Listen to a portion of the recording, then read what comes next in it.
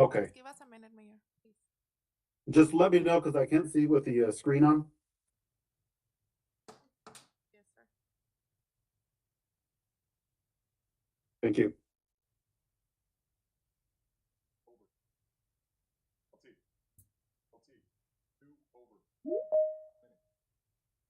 We need two to leave out because we're at right now.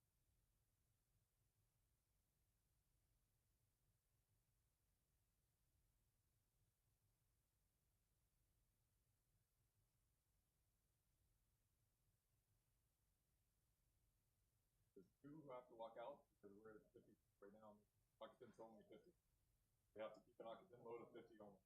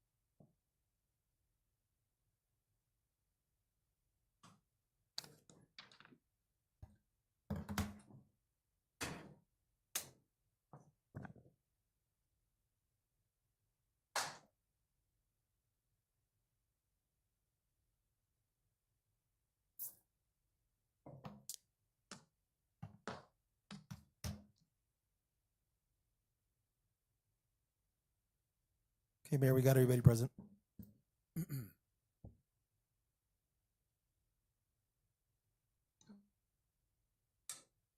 Mayor, we're ready. Oh, I was already talking and I forgot to unmute myself there. All right, good evening, everyone. Welcome to this regular meeting of the Sunland Park City Council. Today is May 19, 2026. It is 5:41 p.m. This session is now in order. We can please have a roll call, please. Councilor Armando Mata, Present. Councilor Berta Salmón, Present. Councilor Mili Sandoval, Present.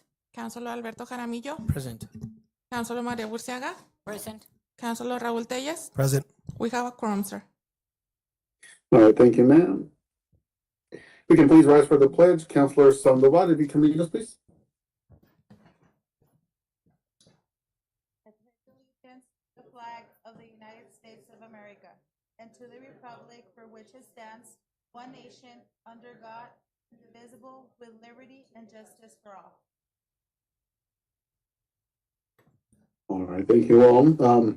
At this time, if there's any item on the agenda with which a member of the council or the staff has a conflict of interest, you have the opportunity to express it. Seeing and hearing none, we'll move on to approve the agenda. At this time, I'll entertain a motion to approve the agenda order. Motion to approve.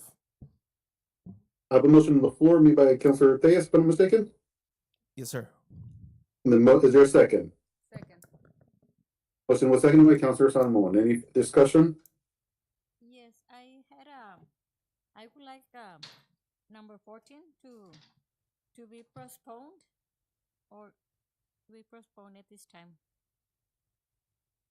uh, It's the approval for a resolution to approve the P card policy and procedures. at this time, I'm just approving the agenda as a whole. If you'd like that item to be postponed, then we can postpone it at that line item. Okay. But I do have a prevailing motion right now, which is the prevailing motion to approve the agenda order. Any other changes, Mayor, Counselor? creo que muchas de las personas que están aquí están por lo que es el 18 y 19. Creo que esa es la razón. Creo que deberíamos de moverlo más al principio para que no estén esperando tanto tiempo. Si es la decisión del concilio. Any objection by the council? No. All right, so Counselor Jaramillo, would that be to move item 1819, let's say, after remarks on the City Council? Yes. All right, any objection by the council to that? No. With the record show, there's no objection. Any other changes? Seeing and hearing none. All those in favor of the agenda order say aye. Aye. All opposed say nay. Abstentions? Motion carries unanimously. The agenda order has been approved. Again, I remind everyone, items 18 and 19 have been moved up to after remarks and input by the City Council. Mayor Perea, this is Cassandra Hernandez. I signed up to speak on consent agenda. I will ask if I can. Consent agenda does not have public comment. Consent agenda does not have. No, those are routine items. Okay, we're seeking the that were in. They're available right there. Oh, okay. I had asked for earlier. And Mayor, this is Councilor Sandoval. Yes, ma'am. Before we go into discussion, I do want to make public for the record that I will abstain from voting due to the existence of an active lawsuit involving the parties connected to this matter. So at this time, I am going to walk out of the room. Well, hold on. We're public comment. We're not on items 18 and 19 yet. Okay, you let me know then. Thank you. Okay, Just wanted it yeah. to make it public for the record. That works. I'm in a public comment right now. Now, if you're speaking on items 18 and 19, I'm going to refer to legal counsel. Is there comment? This is just a motion to ratify. Is there a comment on that item?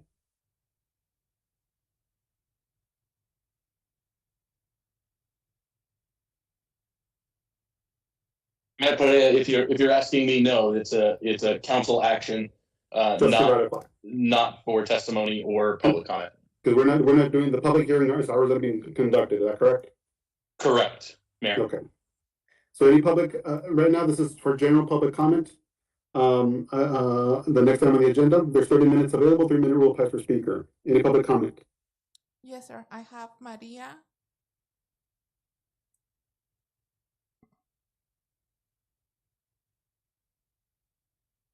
Is there a Maria in the room? Maria. Went once? Twice? All right, next. Christian Lira. Yes. How are you guys? My name is Christian Lira. And I am going to go ahead and first talk about the P-card policy. It's appalling that you guys are actually bringing a credit card issue for the size of Sunland Park. Like, who do you guys have to go ahead and take out to eat that you guys need a credit card? I'm asking Raul Tellez, Jaramillo, Berta, Mata, Millie, Mari. I mean, do you guys not know that you cannot be taking constituents? It isn't it's against the anti-donation clause. So you guys are asking now to have a credit card to go ahead and take people for meals, for meetings. Never in the history of Sunland Park has anybody had a credit card. So what are you guys gonna do? Just be swiping cards all over the place? I mean, it's just it's unheard of. So, hey, Jaramillo, I'm speaking. Point so of I order, would, sir. would- Point of order. Sir, Maintain sir, your decorum, Mr. Lira. Okay, Can well, you- Mr. Lira, yeah. you can focus conversations, please, on the Well, Um, yeah. So then it's the P card process. I just cannot believe that you guys are gonna go ahead and first took it in consideration, because it's not right. There's there's a possibility of fraud. I know there's some people here that in the board that do not have employment, so they're gonna be more prone to actually using it as their daily card. So thank you.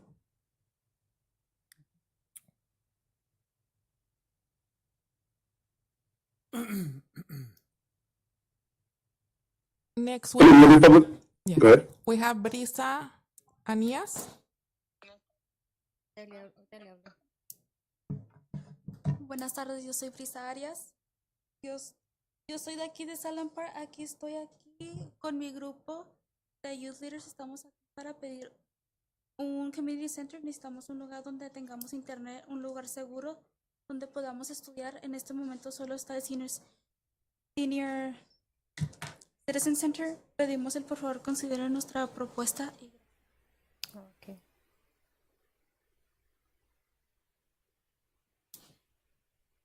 That's all I have for public comment, sir. All right, thank you. That concludes public comment on the agenda. We'll go to remarks and input by the city council. We'll go in reverse order this around. We'll go with Councilor Reyes. Thank you, Mayor. I think today I spent probably less than 10 minutes at the voting polls. Primaries are in place right now. You're in and out, quick and easy. Do your civic duty, ladies and gentlemen. Make sure that you do your research. Do your research. Who those candidates are being backed by. Make sure you do your research by any information that's pushed out. Any information that's pushed out, do your research. Okay, because I would hate for someone from the general public to steer you the wrong way. Do your research. Don't let any individual insult your intelligence. At the same time, I want to thank the MMA squad today. We spent some time with them. We visited a couple local businesses. We went out to Sunland Park's only gun shop. Stellar services. Again, support local. It's too easy for us to go over to Cabela's, to Academy, but let's focus on what we have here within Sunland Park. I know a lot of times we start hearing others say, why are we like this? But then you ask yourselves, were they involved in any of the processes beforehand? This is where we're at. And the way forward is to make sure we collaborate correctly, to make sure we push out information correctly, to make sure the general public that we serve understands the processes completely, not hears it from a third person, not hears it based on conspiracy, but understands those processes correctly. And at the same time, you hold this governing body accountable. If they don't know what they're doing, then when the time comes, it's simple, it's easy. But sometimes we revert to not pushing forward with putting the right people in place. Election time's coming around. Everybody's on this governing body's election time will come around. Make the right decision when the time comes. Do your research. Find out who's backing, because there's ulterior motives to a lot of things, a lot of conspiracy theories, a lot of misinterpretations. So the best thing you can do for our city, and I say our city because I take pride in the progress that we've made. There's a lot of great potential within the city, a lot of great potential, but we have to have the right people in place. We have to have the right motivation, the right people steering the boat, per se. So let's avoid those old tactics that you have all seen in the past, especially the lifelong residents here in Sunland Park. Let's avoid that mess, because it's nothing more than just a mess. Hopes and dreams. Come to the meetings, be involved. If something's said, research it. Research it. There's black and white. I can guarantee you there's black and white on it. Research it. And ask yourself that question. Why are they saying these things? Is there a reason why these things are being said? Is there personal agendas behind it? But all in all, I think we've got a great city staff. We got a lot of things that we can say we're proud about. We got a lot of forward momentum, a lot of progress. And we saw it not too long ago with the fire department. A ladder truck in the existence of the city, a ladder truck Yet a lot of people will question it. Why a ladder truck? The biggest building we have is 4 stories high. Well, there's a lot of different uses for that ladder truck. All you have to do is show up, and I can guarantee you no firefighter will tell you, well, they're only used for tall buildings. They'll give you a rundown. They might even take you 100 feet up in the air. But if you don't ask those questions, you're going to have, as you say, the blind leading the blind. We don't want to get to that. We're better than that. Sunland Park has evolved. We have a lot of education, a lot of worthy constituents that can put forth a positive initiative for our city. Let's continue to keep pushing forward. Let's leave the past in the past.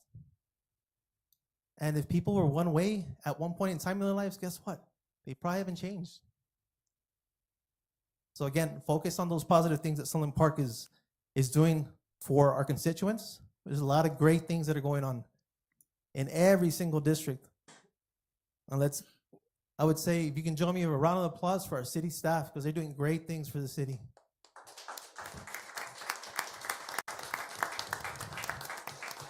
Thank you, Mayor.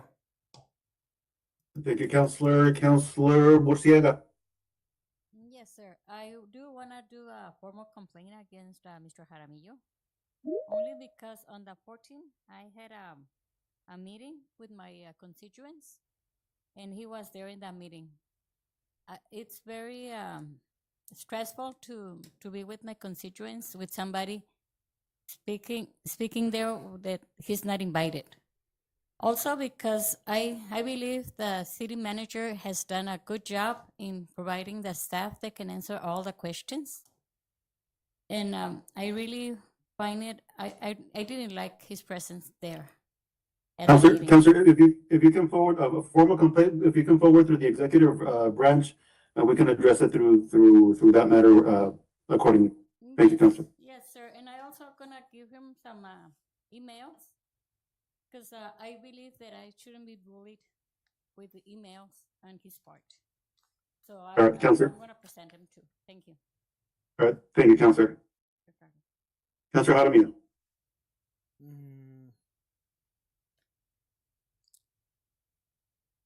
Es raro porque a mí me invitaron. Los residentes de esa zona me conocen de hace años. Los conozco porque fui el representante que los ayudé cuando tuvieron el problema de frontera. Y fui el representante que ayudó con el ¿cómo se llama? El MOU, la Memorandum of Understanding. So, se entiende que algunos residentes me quieran ahí. Yo la verdad no lo hice por esa intención y le pido una disculpa si se sintió ofendida. Pero creo que tengo mucha experiencia en esa zona y por alguna razón pues me invitaron.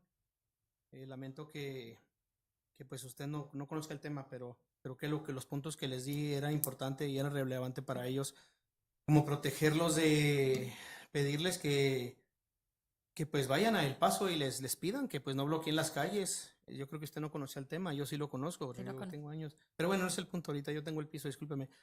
Pero fue bien intencionado, ¿verdad? Me han acusado de muchas cosas, pero la verdad las cosas es que es lamentable que no sé por qué está molesta conmigo. Pero bueno, a veces las cosas cambian. Y lo que sí puedo decir es que siempre he hecho en lo que cabe. Otros dicen que no, otros dicen que sí. En lo que cabe tengo mi conciencia tranquila. Y las cosas pues las hago a mi capacidad, a lo que yo puedo, a lo que están mis capacidades y mis recursos para el bien de la gente. Y pues bueno, nada más eso, Mr. Mayor. Muchas gracias. Thank you, Councilor. Councilor Salmon. Councilor Salmon? I don't have anything to say. Okay. If you can please speak to your microphone, because I can only hear through the mic. Oh, okay. I got it, but I at heard the you. moment. Thank you, Councilor. Councilor Mata. Nothing to say. And Councilor Sandoval? Yes, Mayor, I just want to go ahead and publicly thank the fire department for taking care of that big fire that happened over the weekend. You guys went ahead and controlled it effectively on a timely manner. I know you guys collaborated with El Paso Fire Department and the county fire department. So I just want to go ahead and, my hats off to you guys. Thank you so much.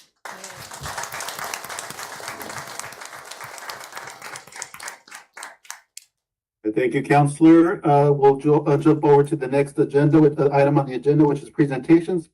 Actually, my apologies. It's the public hearing for item 18.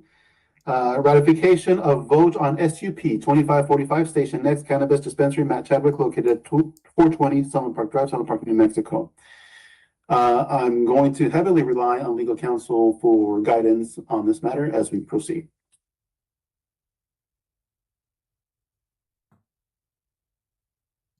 Thank you, Mayor.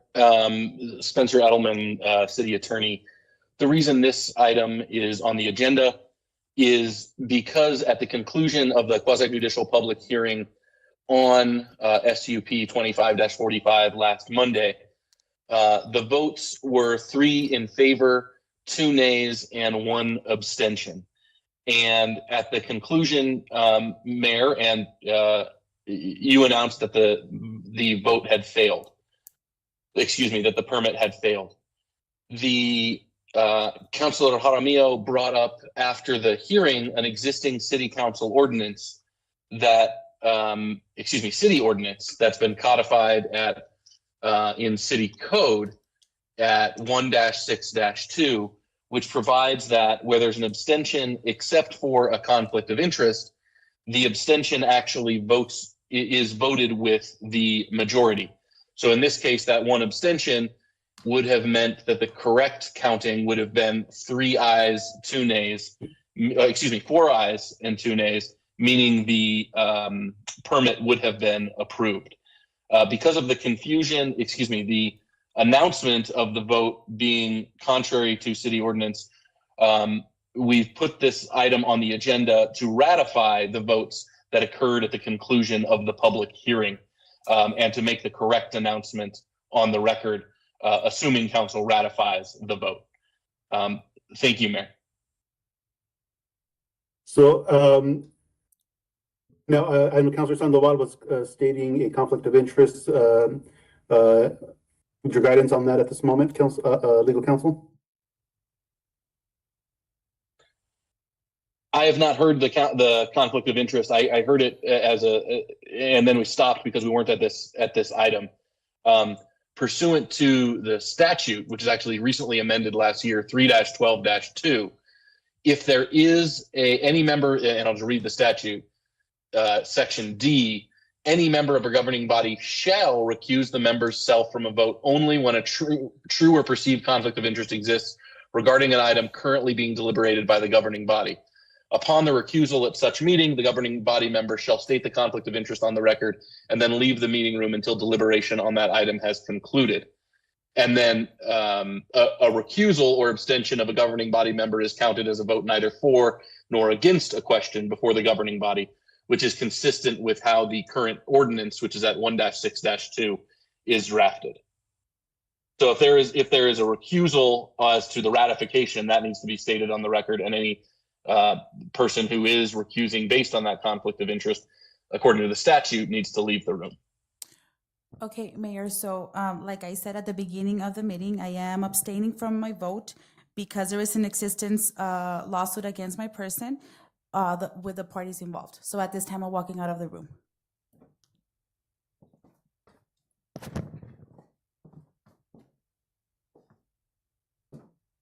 All right. So at this moment, I would entertain a motion to ratify item number 18. Motion to ratify item number 18. I have a motion on the floor. Councilor Ortegas, is there a second? Second. Motion was seconded by Councilor Salmon. Anything else that we need to know on this, Mr. Edelman? No, again, short version and the long version is the same, which is the public hearing occurred, the votes were what they were, and the abstention was not noted after the recusal was not noted on the record at that public hearing. This is a ratification of that vote, so councilors need to vote whether to ratify what had occurred at the hearing last Monday or not. All right. That being said, let me have a roll call vote on the matter, please. Councilor Mili Sandoval, Councilor Armando Mata, Aye. Councilor Alberto Salmón, Aye. Councilor Alberto Jaramillo, Aye. Councilor Mario Burciaga, Nay. Councilor Raúl Telles, Aye. Legal counsel, what do you call? I have 3 ayes I'm and so- 2 nays, sir. This is not an ordinance or resolution. There's not a majority of the council. So in my view, the ratification vote was not approved. It was a motion that failed.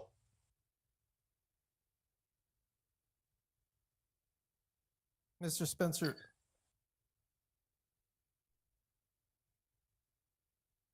So, the ratification requires a majority of the governing body, Mr. Spencer?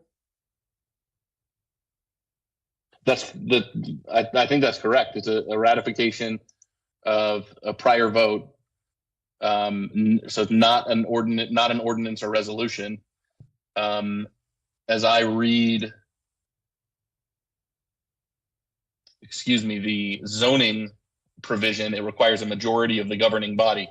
So with one abstention for cause, we go to the rule of reduction, meaning here the council is reduced from 6 members. The question is really, Mayor, if you need to vote or not. It goes from a 7-member board, which would require 4, to a 6-member board. We have 3 in favor, 2 against. And Mayor, I do not know offhand what happens where there is not a tie, but a motion does not carry.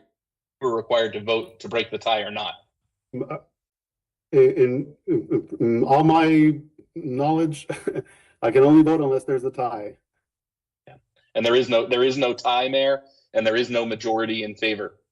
Okay, Councilor Tellez, I'm sorry. yes, sir. Can we clarify for the governing body and members in the public right now? Are we voting on this as an action item, or are we completely saying what took place last week didn't take place, and now I don't remember? I caught a case of amnesia, and I'm voting differently, because we got to be honest on this, Mr. Spencer. If you articulated this in closed session.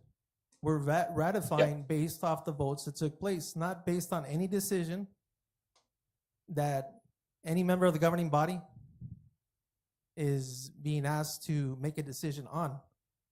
It's a ratification process for the votes that took place that are documented.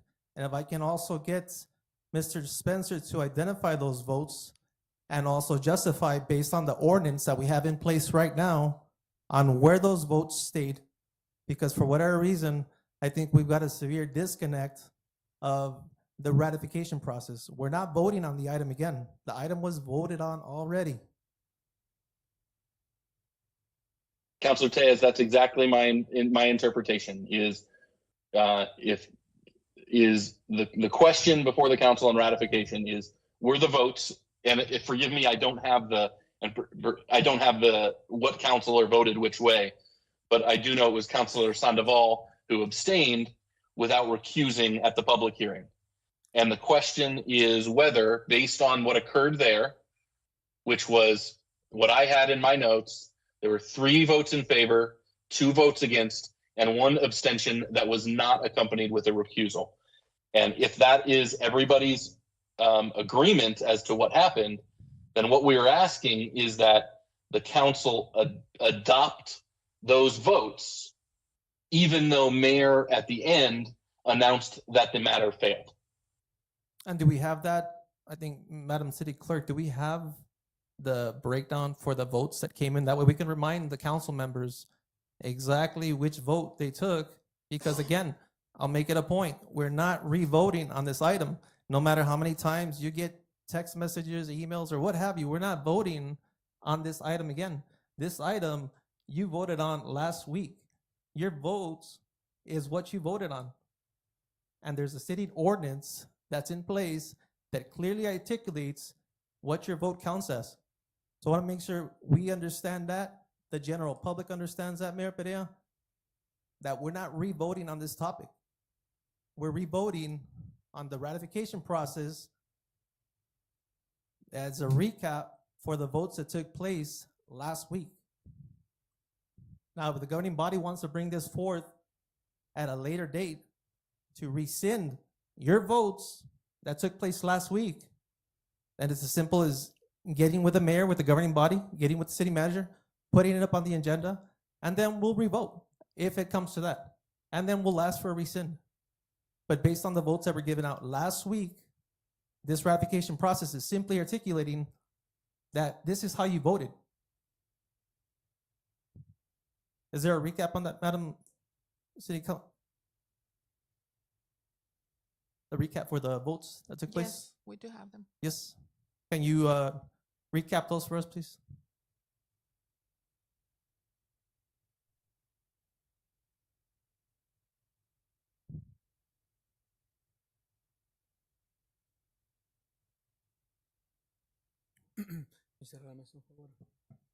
Mr. Spencer, Ms. Carla, our city clerk, is passing out the meeting recap for last week.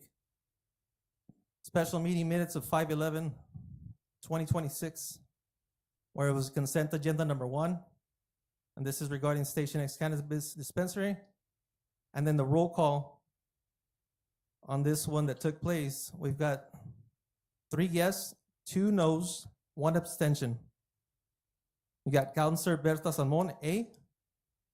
For the ayes, Councilor Salmon, Councilor Jaramillo, myself. The nays, Councilor Mata, Councilor Burciaga. The abstentions, which as per our local ordinance counts as a yes, Councilor Millie Sandoval. For item number 2, which was the Chronica Dispensary,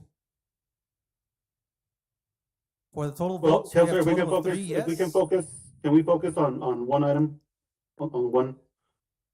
So that we don't Point of muddy order, into the sir. water? So just focus on one instead of both. Yes, sir.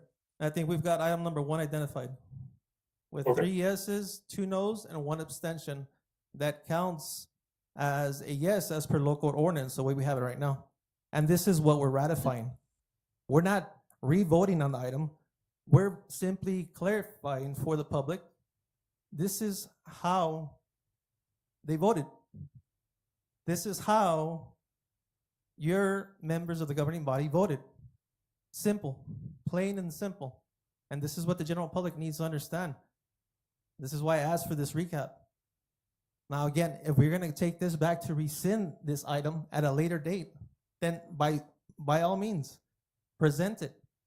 But we're not voting on the agenda item. This is not a policy review. We're simply recapping on the votes that took place last week. Point of order, sir. What's your point of second order, warning. Councilor? What's your point of order, Councilor? We've got members of the public that are speaking out of order.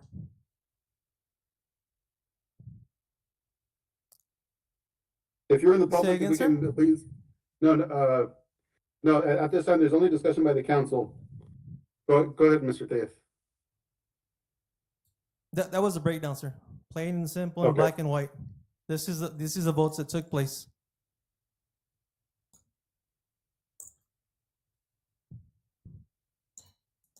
Mr. Spencer, you have any recap on that, or am I missing the point completely? You've got it. You've got it exactly right, Councilor Tejas. Okay, The reason we brought this for ratification is to be sure that the councilors agree that those were the votes. And if you look at that recap sheet, you'll see the issue and why we brought this up is mayor announced or in that draft, motion failed. And in fact, under those votes, that's not correct. The motion passed. So again, to your point, the ratification is merely asking, were those votes recorded correctly? 3 yeses, 2 nos, and 1 abstention. So in this ratification vote, there's a majority of those present. It confirms that the vote passes.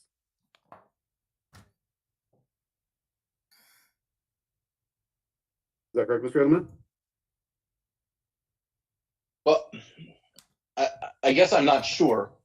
I don't understand, to Councilor Tejas' point, Mayor, if those votes were recorded wrong, then there should be, I think there should be 5 no votes. Although again, I'm not elected, I don't vote. But if those votes were correctly recorded, then what we were bringing this before is to change just the statement motion failed to motion passed. If I haven't, and again, everybody may remember it differently, and that's why we're having this ratification vote. Yes, sir. So if the vote occurred as 3 to 2 to 1, 3 to 2 of the members present, it's not a majority, and it's not a majority of 6, because it's half of the 6 members of the governing body, and it did not pass, Mayor. Can we forward that copy to Mr. Spencer? I've seen it. You've got it, sir? Madam Clerk, put it on the screen. It was Okay. easy to see. And you've got those in black and white, right? So based on the ratification process, we're saying these are the votes that took place last week. We're not re-voting on this issue as a policy. We're not revisiting. This is merely stating these are the votes that took place last week. This is what the local ordinance supports. These are the votes that your members of the governing body took. As basic as that, correct, sir? So today's vote should simply say, that's my name on the sheet. That's what the Madam City Clerk captured. That's what's on video recorded. This is a vote that particular member of the governing body issued at that meeting. And today, what we're doing is saying, that's my name. This is what I said. Am I correct, sir? Correct. That's why this is on the agenda, to confirm that those were the votes.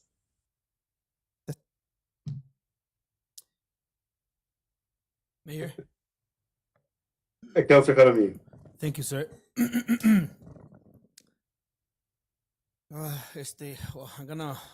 Spanish is my strong language, pero I will try my best to give a message out there, okay, in English. So I have a document here. I wish I would have been prepared more. No sé si you want to take a picture for the public and post it there so they can see it, or pass it around, or get copies. I don't know. But this document here, it states that when Mr. Cox, the former council member for District Number 6, he was up for appointment, and then the mayor presented the appointee, and then the votes were like this. And please listen closely. Documents don't lie. Okay, this is proofs All don't right, lie. Councilor, is that in relation? As such, this is the answer by the attorney, because I abstained from voting, and he used my abstention in favor of the council member, and they did not ask me to ratify that at council. They just told me you voted abstain, which with this ordinance that I have here also, the local ordinance passed in 1992, which says that anything other than an ordinance or an abstention goes to the majority, right? So based on this, Mr. Cox likely required 4 affirmative votes, which is the supermajority, for approval, because there were 3 affirmative votes and 1 abstention, which was my vote. This constitutes the necessary 4 affirmative votes to approve the appointment. The city ordinance governing the counting of abstentions to be found in codes section 1-6, 1-2. So what I'm trying to get to is, why do we need this ratification if this has been already used at the city against or used and approve a council member without a ratification? They didn't ask me if that was my vote, if it was the way that this council voted. So why, on this case, we need to do all this and have all the people come again here, but not with this appointment of the council member. Why not do, it almost looks like, out of a sudden we get this ratification law or whatever, but not with my abstention. So where's the transparency on that? Where's the legality on that? I mean, we have to be fair to everybody. I mean, Well, okay, thank you. All right, thank you, Counselor.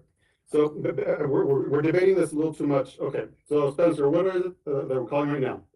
I have 3 votes for ratification, 3 votes in the affirmative, 2 nays, and 1 abstention. So what this is stating is that the votes are as they are, and the motion passes. Last week's motion passes. Is that correct? Mayor, I don't think so. I think you don't have a majority. There is apparently 2 councilors who disagree that those votes were what was cast. So it has not. So the announcement made at the end of the public hearing last week that the permits failed, I think that stands. Okay. All right. So Mayor, and I understand that I don't have a perfect answer for this. But that's my Okay. best interpretation given the information I have now is that there's not a majority in favor of this motion, so the motion has failed. Okay, so that's I'm ending the conversation there. Okay, because otherwise we're going to go back and forth, and we have to render a decision. we need to go back and forth until we Oh. do justice to everybody, Mayor. It doesn't matter how long it takes. I agree, but I also have to listen to legal counsel, as they're the ones that are going to be addressing this issue. I understand the votes are cast. We're going in circles at this point. We're going in circles. The votes have been cast. So we're gonna. So now I have to go. Is So there a recap on this, Mayor? I'm sorry? Is there going to be a recap on the votes, just to make sure that the councilors are not confused on how they voted last week? I just want to make sure it's clear. Well, Because I want to make sure that we have a twin somewhere that populated the seat today, and they don't remember what they did last week, and it's captured on video and it's captured on the meeting notes. Correct. So again, Correct. this I believe defeats you the are- purpose of the meeting because, again, it's almost like we've got a tent that's sprouted over City Hall right now. I'm just waiting for the little car to pull up because we're going around in circles. If you don't remember what you voted and it's in black and white in front of you, ladies and gentlemen, what are you doing up here? So the motion has been done, the motion has been made, has been voted. If we follow Robert's Rules of Order, I have to move on. I know we have already recapped, there was discussion that was recapped and everything. We went over the minutes. I don't have control, I mean, we're all equal under the eyes of the law. The votes have been cast. So I need to go to the next item to move this agenda forward. Mayor, The item number Mayor, Hold on, I'm you cut moving me on to the short next when I item of was the agenda. commenting, Mayor, and you cannot do that. We're out of order, Counselor. I need to move on to the next item on the agenda. But you cut me short when I was We're- speaking we're- over the we're- topic. So also We are out of order, Counselor. We need to move on to the next item on the agenda. but I was not finished speaking. You didn't allow me to We're speak. still out of order. We don't have a motion on the floor. I think we're going back in circles now. So I'm gonna go on to the next item on the agenda. It's item number 19, ratification, a vote on SUP 2479 Chronica Cannabis Dispensary, Matt Chadwick, located at 3801 Emery Drive, Sunland Park, New Mexico. We need any other explanation from legal counsel? Yes. Mayor, briefly, the purpose of this agenda item is to ratify that the votes recorded at the last meeting, but it were 3 votes yes, 1 vote no, and 2 abstentions. And again, applying the ordinance in effect, that means that those SUPs were approved. What was announced at the end of the public meeting was that that permit was not approved.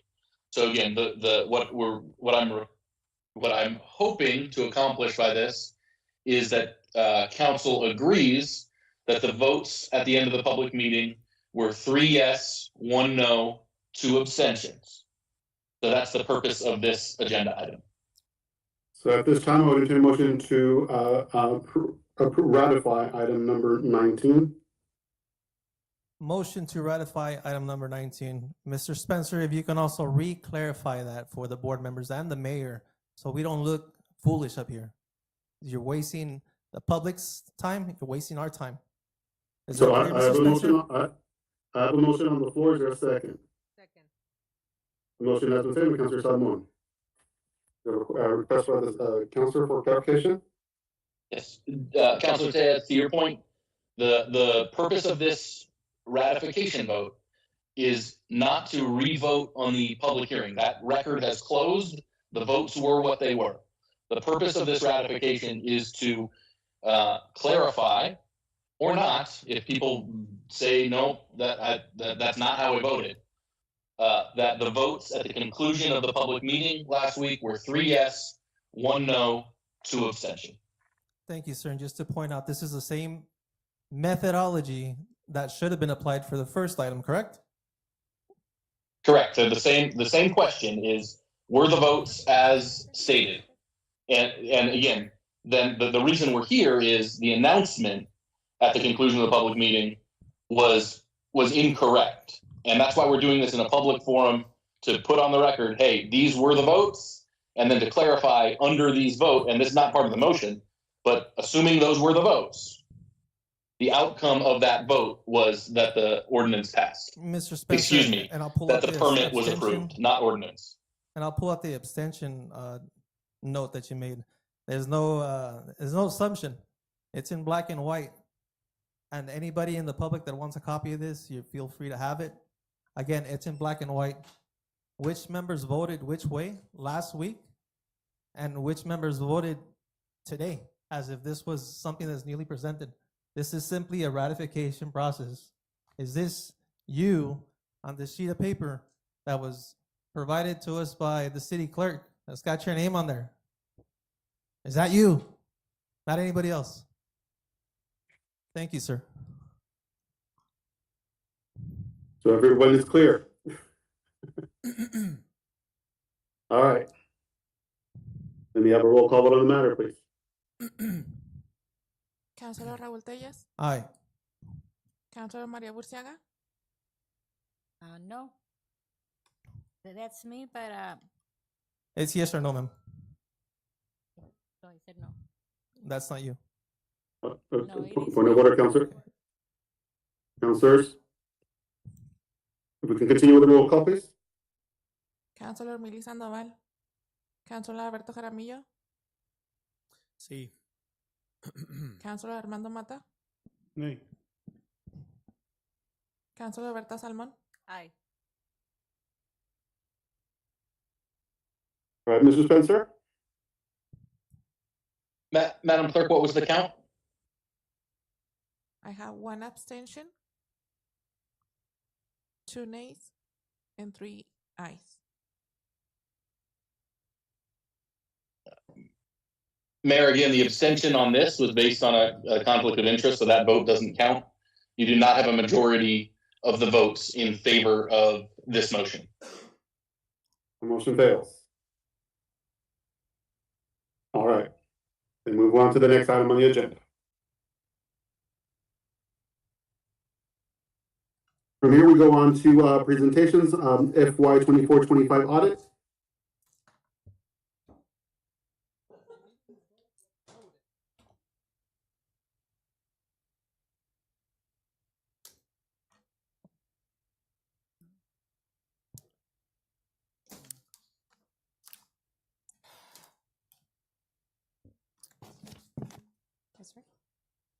You ready? I'm sorry to interrupt before this moves on, but Madam Clerk, do you want to go grab Councilor Sandoval, since those issues that she was conflicted on are gone? Yes, sir.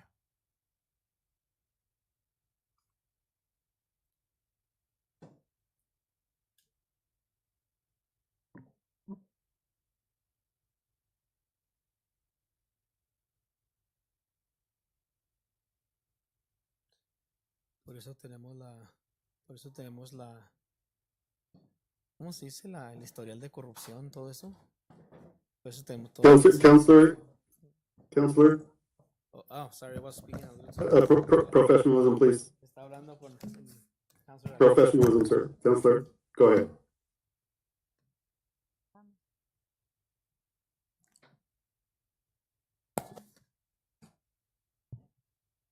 Go ahead. We're ready for the presentation? Yes, hello.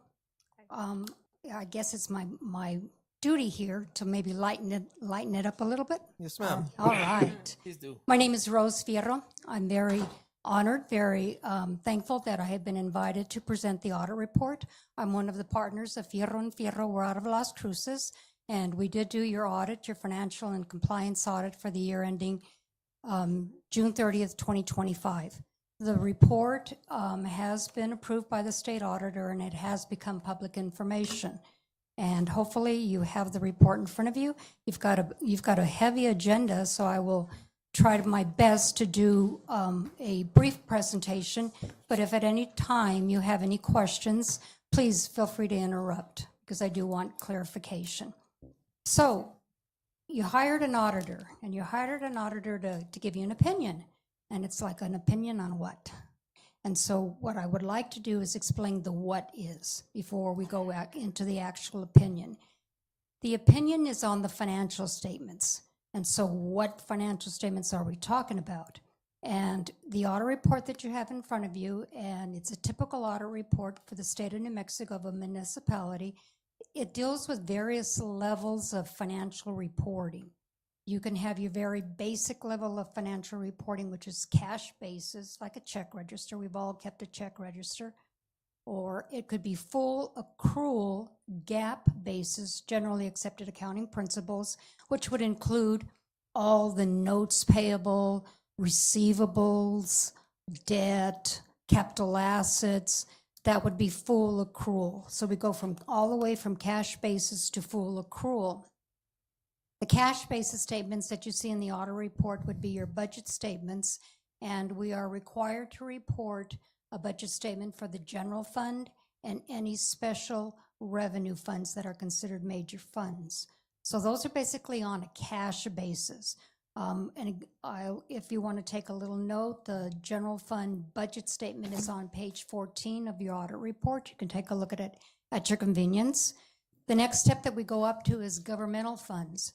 The governmental funds are the ones that normally a government does. It's your fire funds, it's your law enforcement funds, your road funds. You set up different funds to take care of these activities, to report revenues and expenditures and the activities thereof. And those are what we call on a modified accrual basis. They start at cash, but then we get to dump a little bit of receivables and payables onto those financial statements in the governmental funds. The next level is your business type funds, and those are proprietary funds. Those are the ones that act more like a business. I know you don't have an ambulance fund. An ambulance fund would be an example for you all. Your business type funds are the housing authority and solid waste.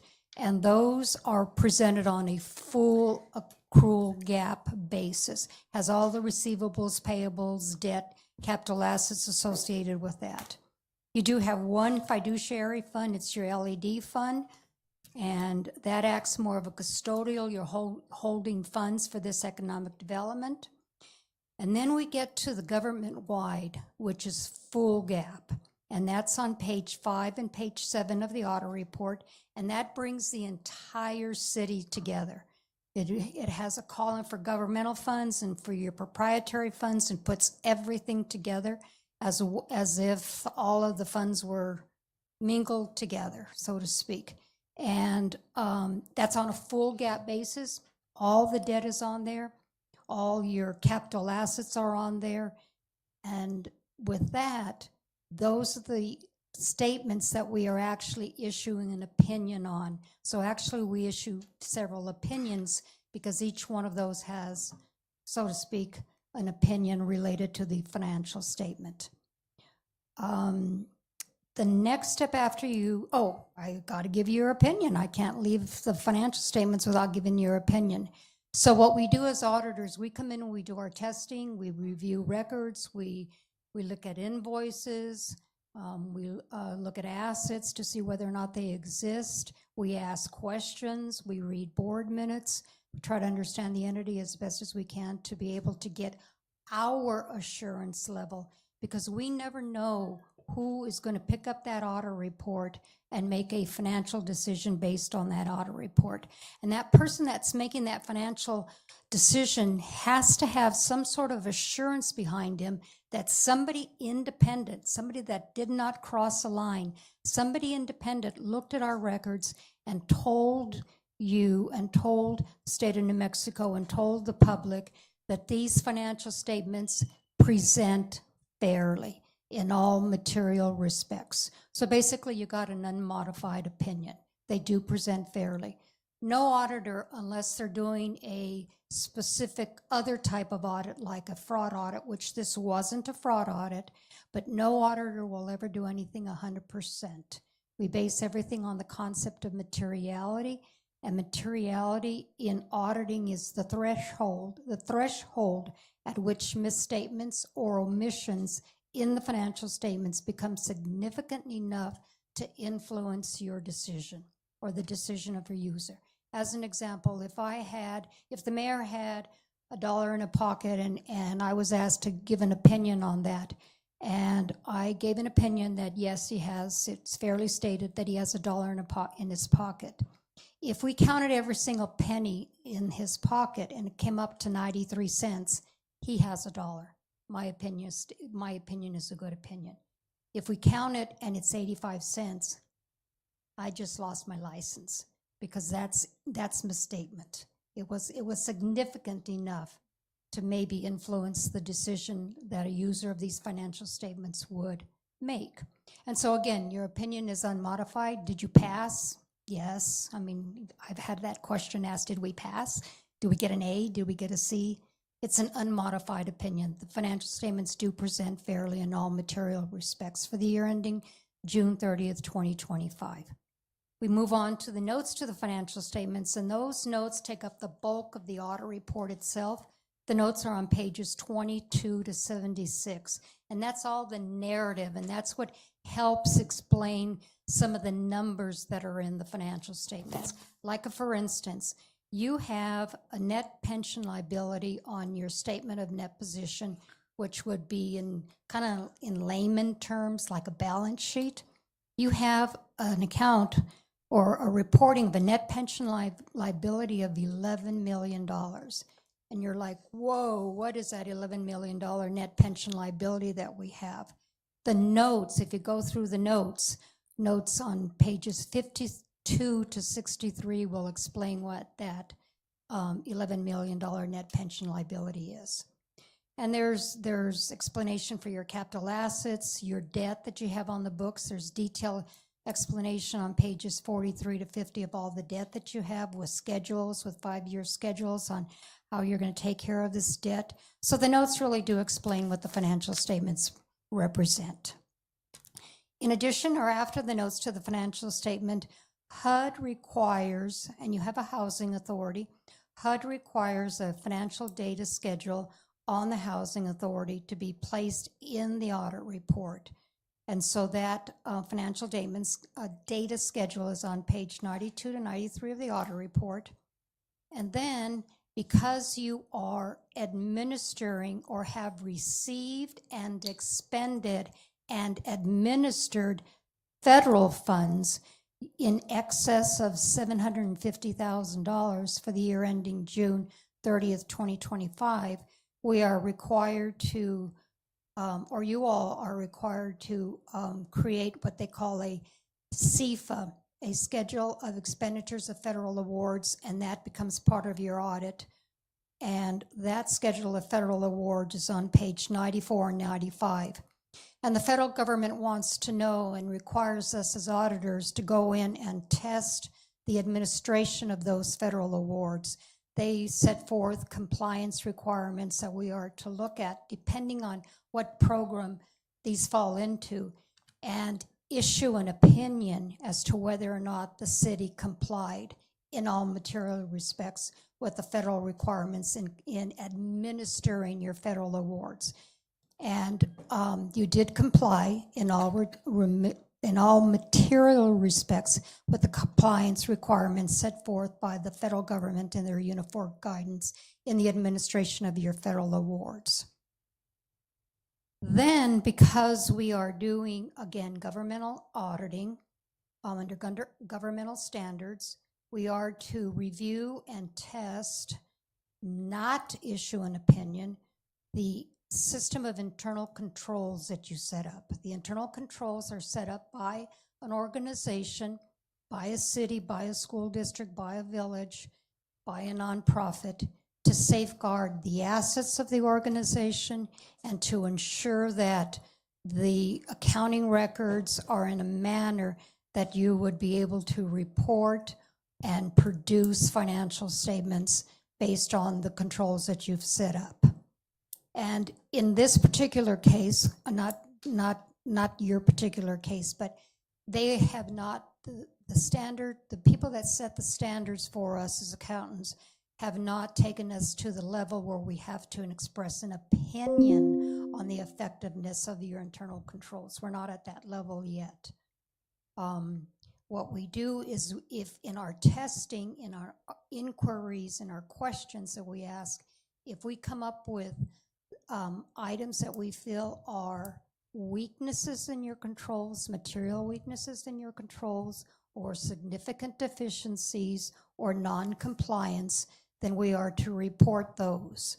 And the actual letter on the internal control and compliance is on page 96 and 97. And then what we call findings, the material weaknesses and the deficiencies and the non-compliances, they follow right after the letter, and they give in great detail what the condition was, what the criteria for that particular control, what we found, statement of condition, what we recommend, what caused it, and then we give management a chance to respond. And you will see responses, and you will see those pretty detailed in your financial statements. We do the same for the compliance with federal awards. We go through, and if we have discovered any sort of material weaknesses or non-compliance issues, then we report those accordingly also, with the statement of condition, the criteria, the recommendation, and then management's corrective action plan. And then finally, the state auditor has some items that he wants us to look at, and if we find any weaknesses there, we are to report those as findings. And an example of that would be if there was like excess spending beyond your budget. You have a budget that gives you spending authority, and if you go exceed that, then it's a finding to be reported in the audit report. And so we reported the findings for the budget and for budgeting a negative cash balance. And so that's my presentation. Do I have any particular questions that I can entertain at this point? Again, the report is public information, and the state auditor, in his audit rule that he sets forth every year, he does require that the report be presented in a public meeting. And so, again, I'm grateful to have the opportunity to do as such, and I will certainly entertain any questions that you may have. Any questions by the council? Yes, sir. Go ahead, Councilor Tejas. Ma'am, first off, thank you for the audits. I know these are uncomfortable situations, especially when we have a third party coming in and giving us that honest feedback. And the honest feedback that I'm asking is your red flags. I did see it. Me personally, I took the book home. I don't think any of us have it with us right now. So unfortunately, the pages that you were giving, we can't reference at this point in time. Mm-hmm. However, if you were to say, this is one big flag, red flag that sticks out, and areas that we can improve on, because I know you itemized, as I read through the book, that you itemized certain areas that finance can improve on. And it's a good thing, because if there's no room to grow, then the improvements, we can't cap it on those improvements. So based on your honest opinion. Because I read some of them, but what are the ones that stick out the most that us as the members of the governing body should be chasing after or doing some more research on? No, I don't have anything in to that degree, as governing bodies that need to get involved. I think the one that probably, and it's not necessarily a red flag, and I've always taken the position you don't need a license to sign a tax return, but you do need a license to sign an audit report, and I take that very serious. We've always taken that very serious. And we have all throughout our careers have welcomed the opportunity to get into an entity and see what you're doing and compare it to what other people are doing and thinking, I never thought about doing it that way. And so we welcome that opportunity, and I think it makes us overall better auditors and better accountants that we have that opportunity to do that. I think the one thing that if I can take back and suggest to, and maybe it wasn't clear in the audit report, to the council and management, I know management has taken it to heart, is fund your finance department. Get behind them. I know you guys hear about potholes and bridges and roads, et cetera, and new entities that want to come in and do business here in the city. But finance or support and back up that finance department, because they have their hands full. Each of them have what we considered skills, knowledge, and experience for what they do. The accounts payable clerk does accounts payable very well. Payroll clerk, we didn't get a chance. You had a change of payroll clerks during our audit time period. Raquel does a phenomenal job for everything that she has to handle. So they're very good at what they do. But what you're lacking, and I think it's just part of growth, what you're lacking is that one person that can see above all of that and make sure that you can bring it together in the form of financial reporting. When an auditor walks in the most basic sense, when an auditor walks in, the auditor should be handed the financial statements and say, audit them. The auditor shouldn't be in a position, and that's why we want to try to draw the line, and we do our sincerest, is that we don't want to be in a position where we are the ones that are creating the financial statements. Because if I'm the one that's creating the financial statements and then testing it and then judging it, what am I going to do? I'm going to give it a blue ribbon. Oh, I did it. And so you don't ever want to put yourself in that position.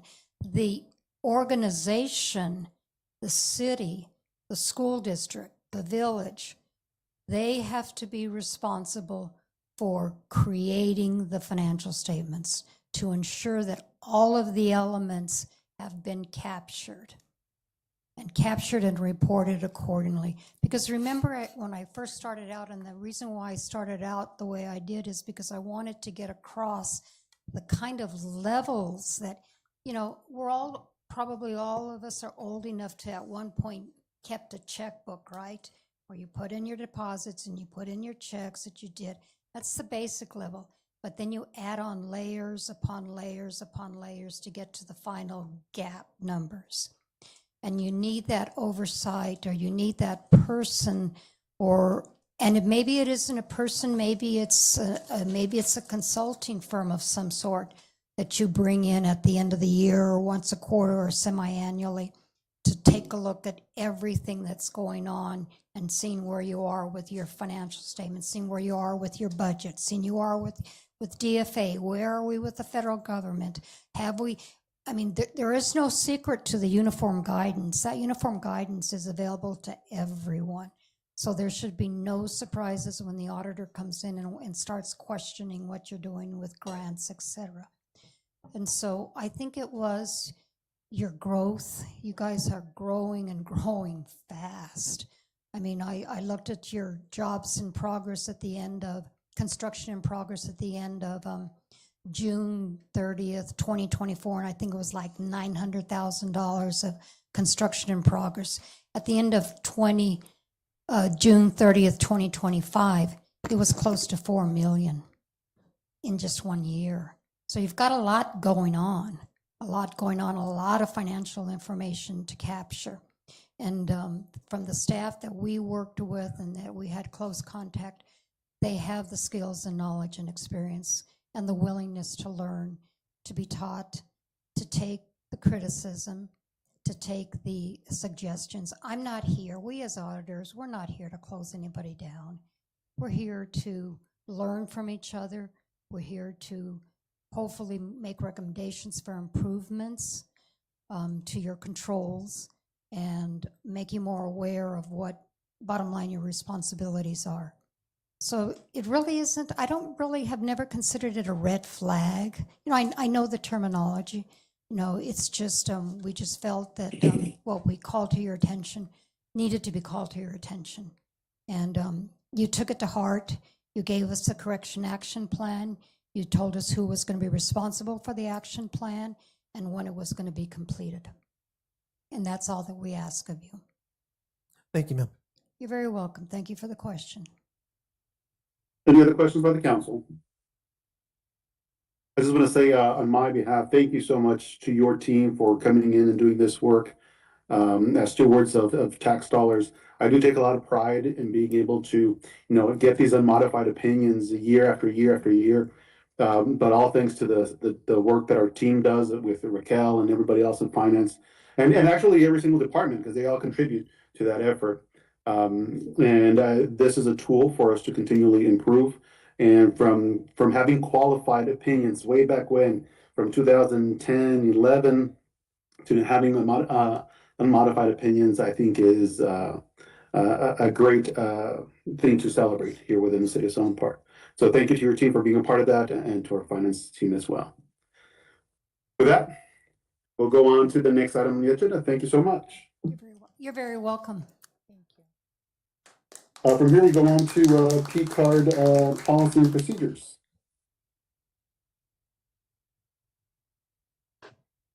Good evening, Mayor and members of the council.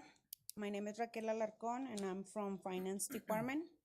Thank you for the opportunity that you're giving me today regarding the proposal of to authorize the use of the purchasing cards to be used by council members. I want to begin by acknowledging the value of the P cards can bring when using with a structured administrative environment. They can streamline small purchases, reduce processing time, and support operational efficiency.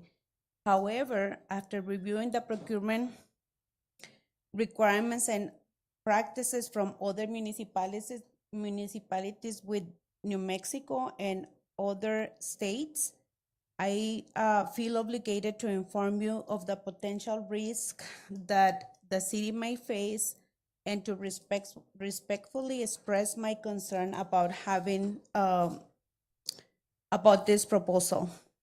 And my position is based on compliance and risk that we might face if we use this process. There's a lot of findings that other municipalities have faced, and the main reason is for the use of pickers for personal or non-allowed expenses, purchases made without proper or prior approval, exceeded limits, insufficient or missing documentation and receipts, not submitting documentation on time, not compliance with the policy, incorrect handling of the taxes. This look minor, but in reality, this can lead us to added finding. And the added finding can lead us to lose the future funding sources like grants, reputational harm, like in the past, and in some cases, repayment requirements or further investigation. Picker programs are usually be used for administrative staff that operates with a controlled procurement framework that includes the PO, which is the request or the approval to the purchase order before using the P card. And the state requires to strict adherence to competitive purchasing thresholds, documentation standard, and expenditure justification. Some of these might be unintentional, but not because they are unintentional, are deviation from the procurement. And I believe that in our best interest, it will be better to avoid repeating those mistakes from other municipalities. For this reason, and in the interest of protecting the city, the council, and the integration of the financial operation, I recommend we continue with the established reimbursement process, which provide clearer documentation and stronger oversight and significantly lower compliance risk. I feel that it's my responsibility to inform the council, and that way you can decide based on the information that I'm providing. And if you decide to do it, definitely you have the authority to do so, but I do feel that you need to be aware of the potential risk that we might face. And thank you for the time and consideration, and I'm here to answer any questions that you might have.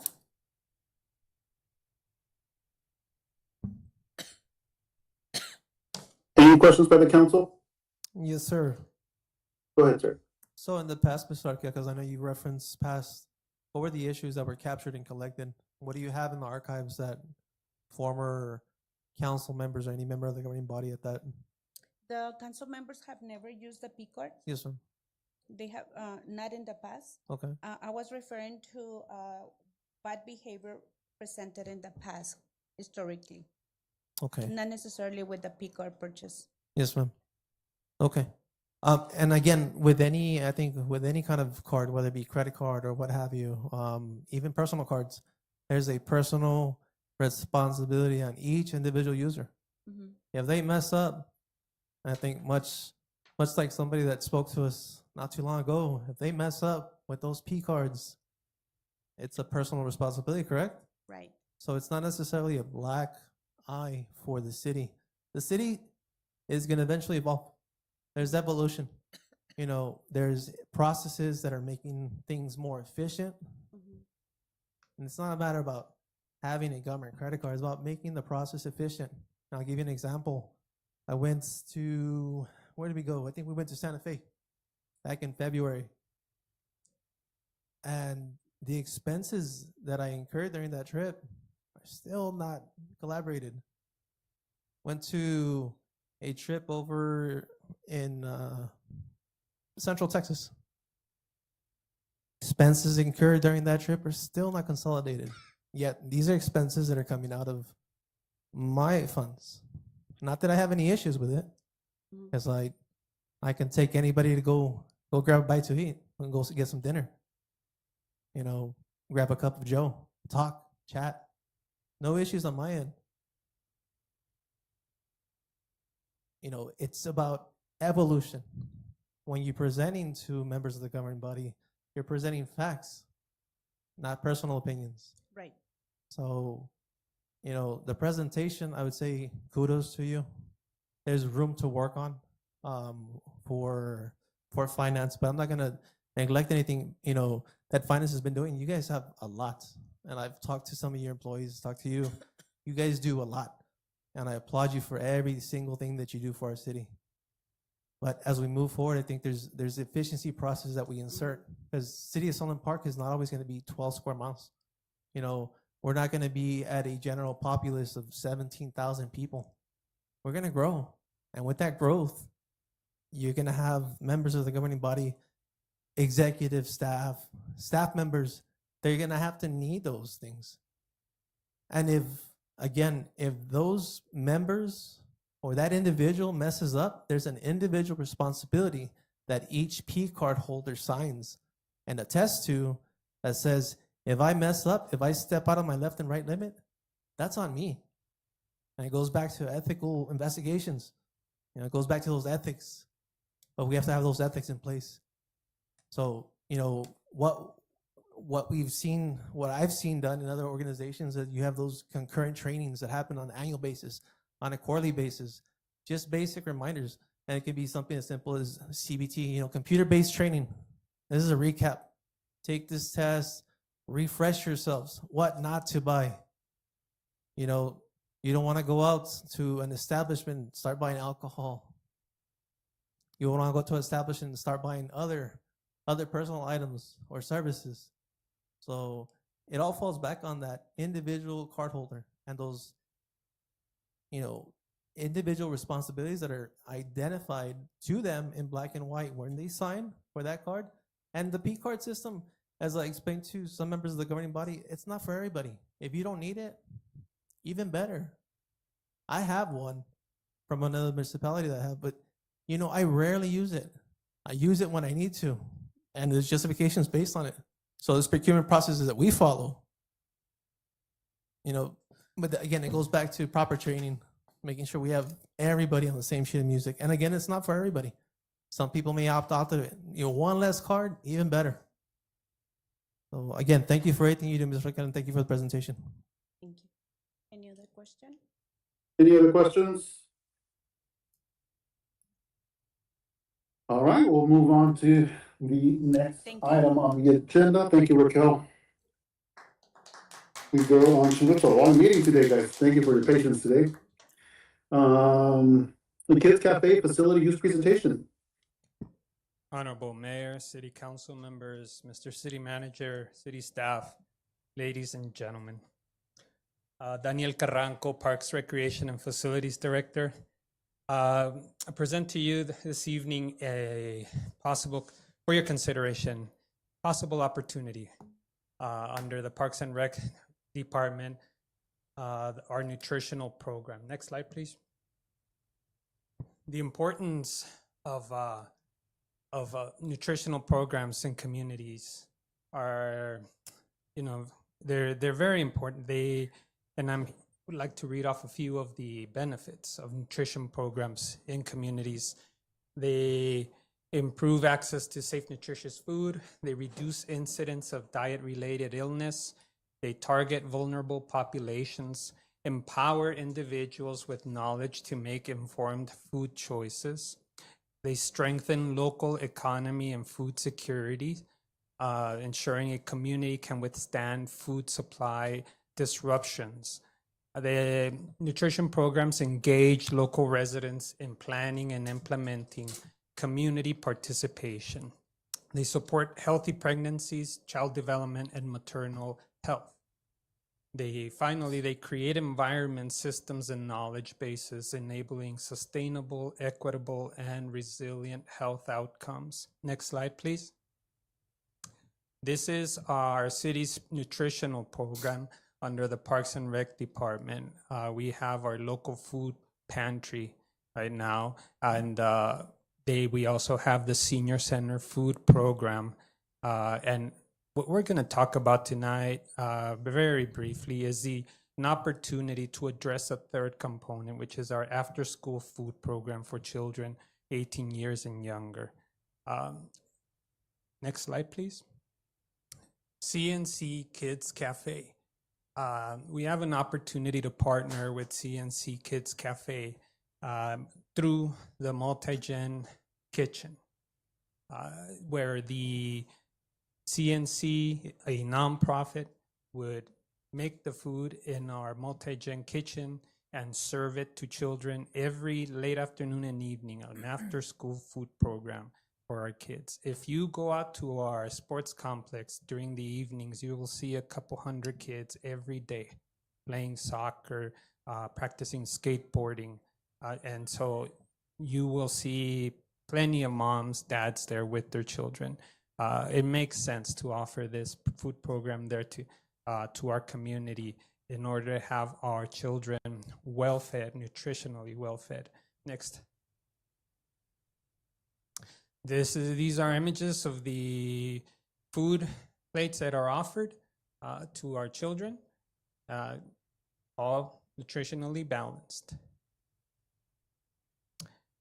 It does require, for your consideration, a commitment by the city, and that would be to furnish and certify the multi-gen kitchen. We enter into a facility use agreement with CNC, install a temporary canopy with tables and chairs in the appropriate area to be designated in order for children to be served outside as they're playing.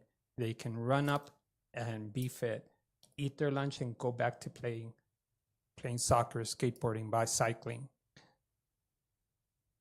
Finally, let me see here, the food will be distributed to children at the sports complex in the late afternoons and early evening. Next. That is the presentation before you tonight. I have the owners of CNC Kids Cafe here present in case you have any questions.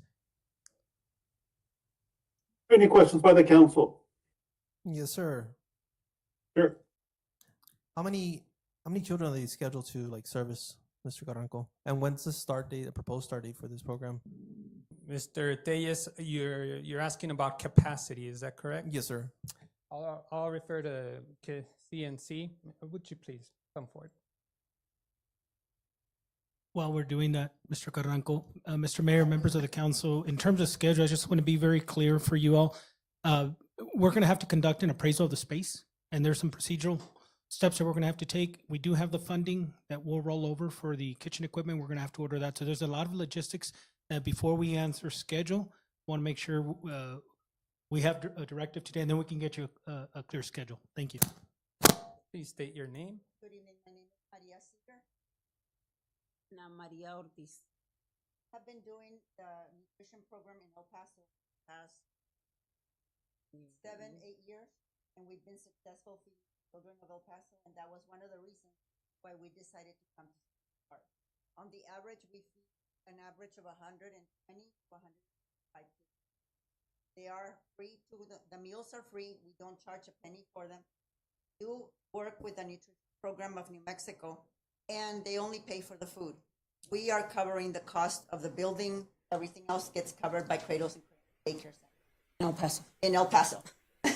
We are wanting your assistance in providing more meals because we noticed that at the recreation center, there's a lot of children. And we are providing hot meals. We're not providing nothing cold. Every child gets a hot meal. They come, they eat it, they can play with each other, they can do a little bit of homework. That's what we do at the cafe at the moment. So we saw the opportunity, and when we were told that the kitchen was available and that it is empty, we're requesting your permission to.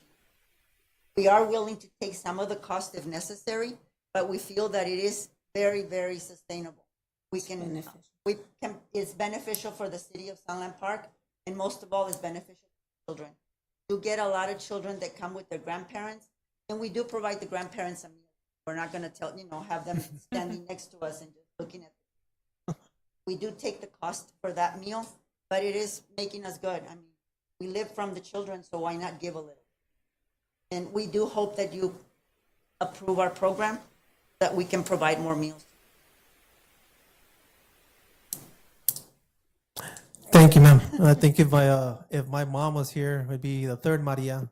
She'd tell you a story, and this is something very near and dear to my heart growing up, because middle school era, we grew up in Lower Valley of El Paso, and I had a friend that wasn't too fortunate with food.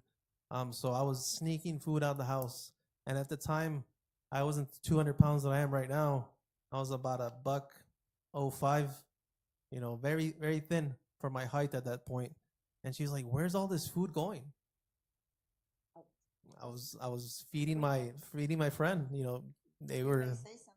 Our father raised us with the fact that food is for everybody. If it's there and available, use it and give it away. Rather than throwing it away, give it to somebody that needs it. So we kind of follow That's what that. we've done. That's what we've done for the past. And he's our cook. What's for dinner, sir? For the past 30 years. Fettuccine today. post online so that the children know what they're getting. And if they want it, they're welcome to come. And we do have some children that don't want to come that day because they don't like it. And that's good because this way it doesn't get thrown away. Must be the macaroni and cheese that day. And What's your location? Where are you at right now? right now we have a location in El Paso on Yarborough, and we have a location here in McNutt. We've been there for a year and a half, and it's been very successful for the community. We get, most of the time, we get the same children every night, except when they don't like what we're serving. Mac and cheese. No, they love our mac and cheese. Everybody loves mac. All the kids love mac. Awesome, ladies. Thank you. Thank you, and We hope Thank you you let us very do it. thank you. Any other questions by the council? I did have one question. I know at one point there was conversations of using the kitchen also as an incubator space for small businesses. Will there be any conflict having that in place and being able to share that even with the high school program of doing catering out of there for events for city events? I know that was another conversation. Will that present any challenges? It will, Mr. Mayor, present challenges, but it is in the works. Nothing we can't work around. We're confident about that. Okay, that works. Well, fantastic. I think that's a great use of that space, and one of the reasons why we built something like that, because there's a great need in the community, and to have volunteers and people in the community willing to serve and provide additional services.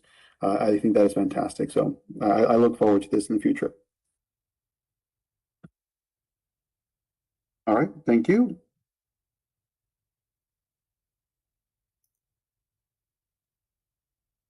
From here, we're going to go on to City Volunteers presentation.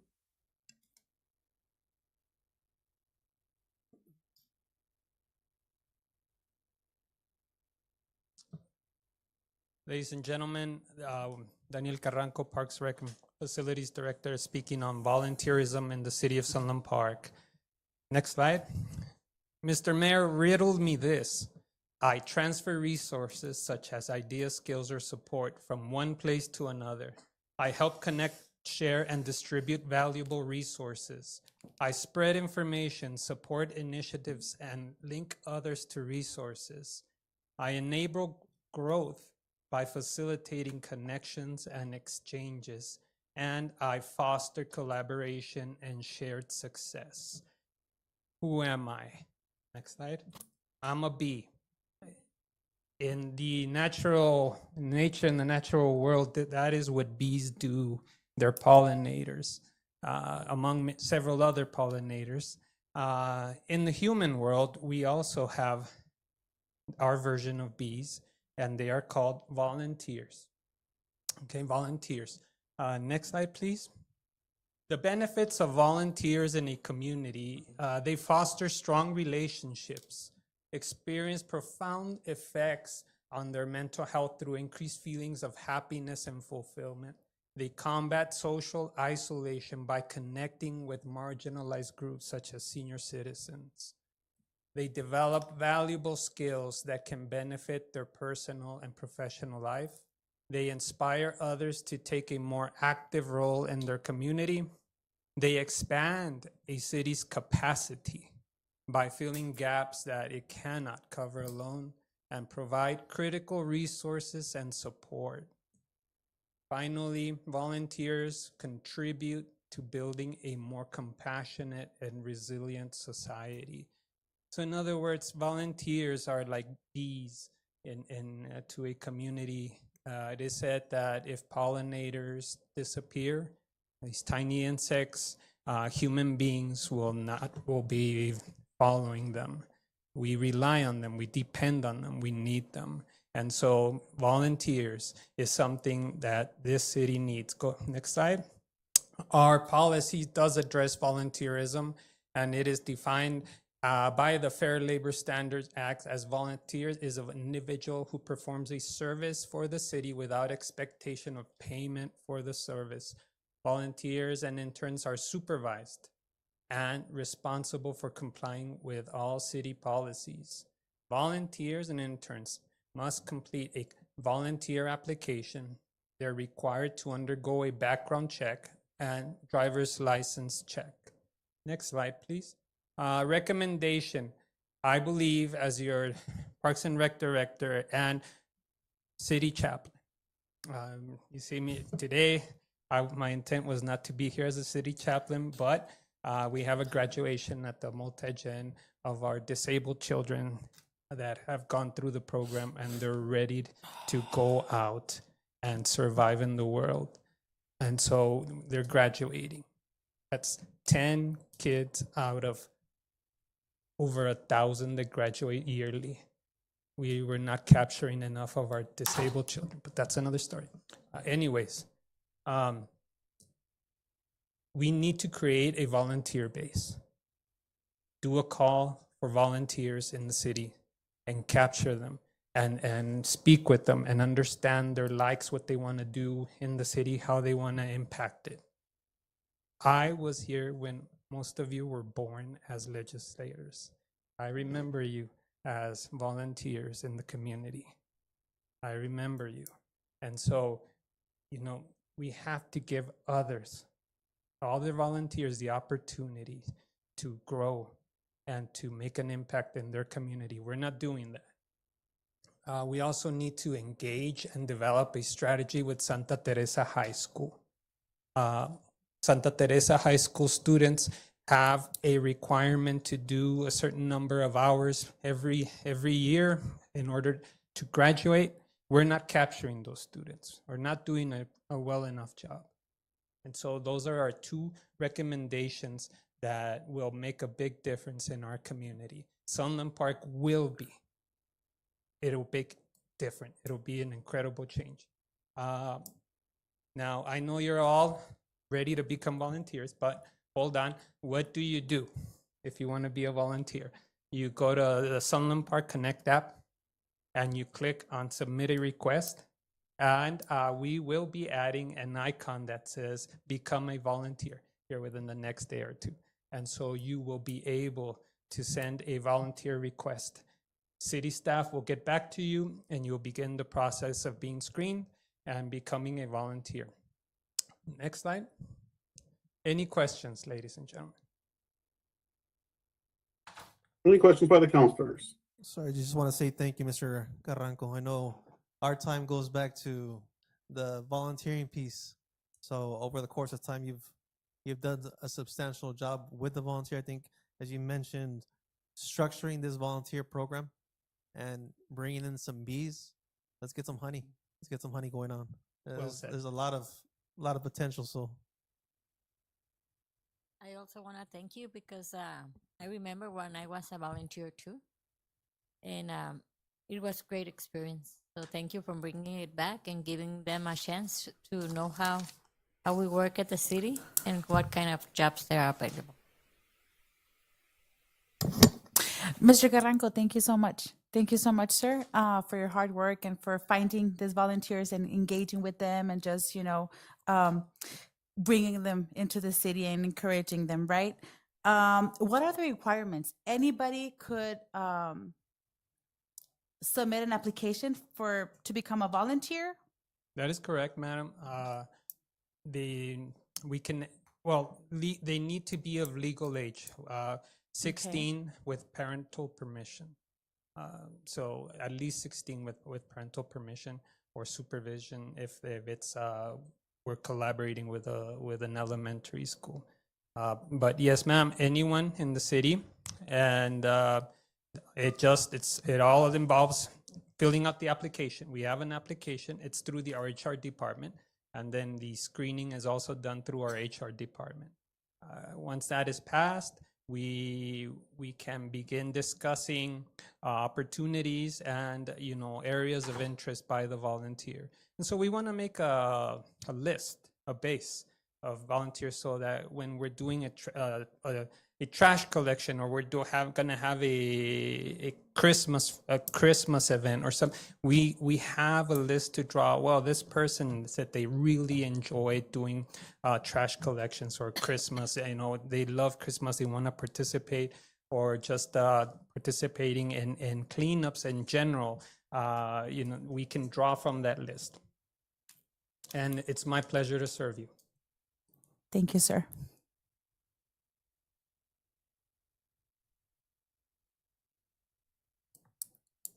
All right, any other questions? I think this is a great initiative. Thank you, Daniel, for being the lead on this. I appreciate it. Mayor, we're having a request from a member of the public if they can speak on the item. I'm gonna hold off on this for just because we do have a ton of items on the agenda still. But you can talk to Daniel. He's gonna be there. You can talk to him afterwards, and we'll go on from there. But thank you all. Appreciate it. Mr. Mayor, City Council, today I'm going to speak on this third item on digital expansion through the Parks and Rec and Facilities Department. Next slide, please. Let me just read that for the record. Item number 5, fiscal entity for the Southern Doña Ana County Digital Expansion Coalition. Go ahead, sir. Thank you, sir. There's an opportunity for this council to be a big sister, big brother city to another smaller community. In this case, our sister city of Chaparral. If you recall, ladies and gentlemen, a few years ago, Sunland Park made a bold decision to support digital literacy in account of the 2020 pandemic. And our began with our senior citizens who are raising kids and our stay-home moms who did not know or have access to digital literacy while their students studied at home. And so we decided to take it on. And a group was created, Mamacitas Cibernéticas. The city supported the group. We've been collaborating for a few years. We've been growing.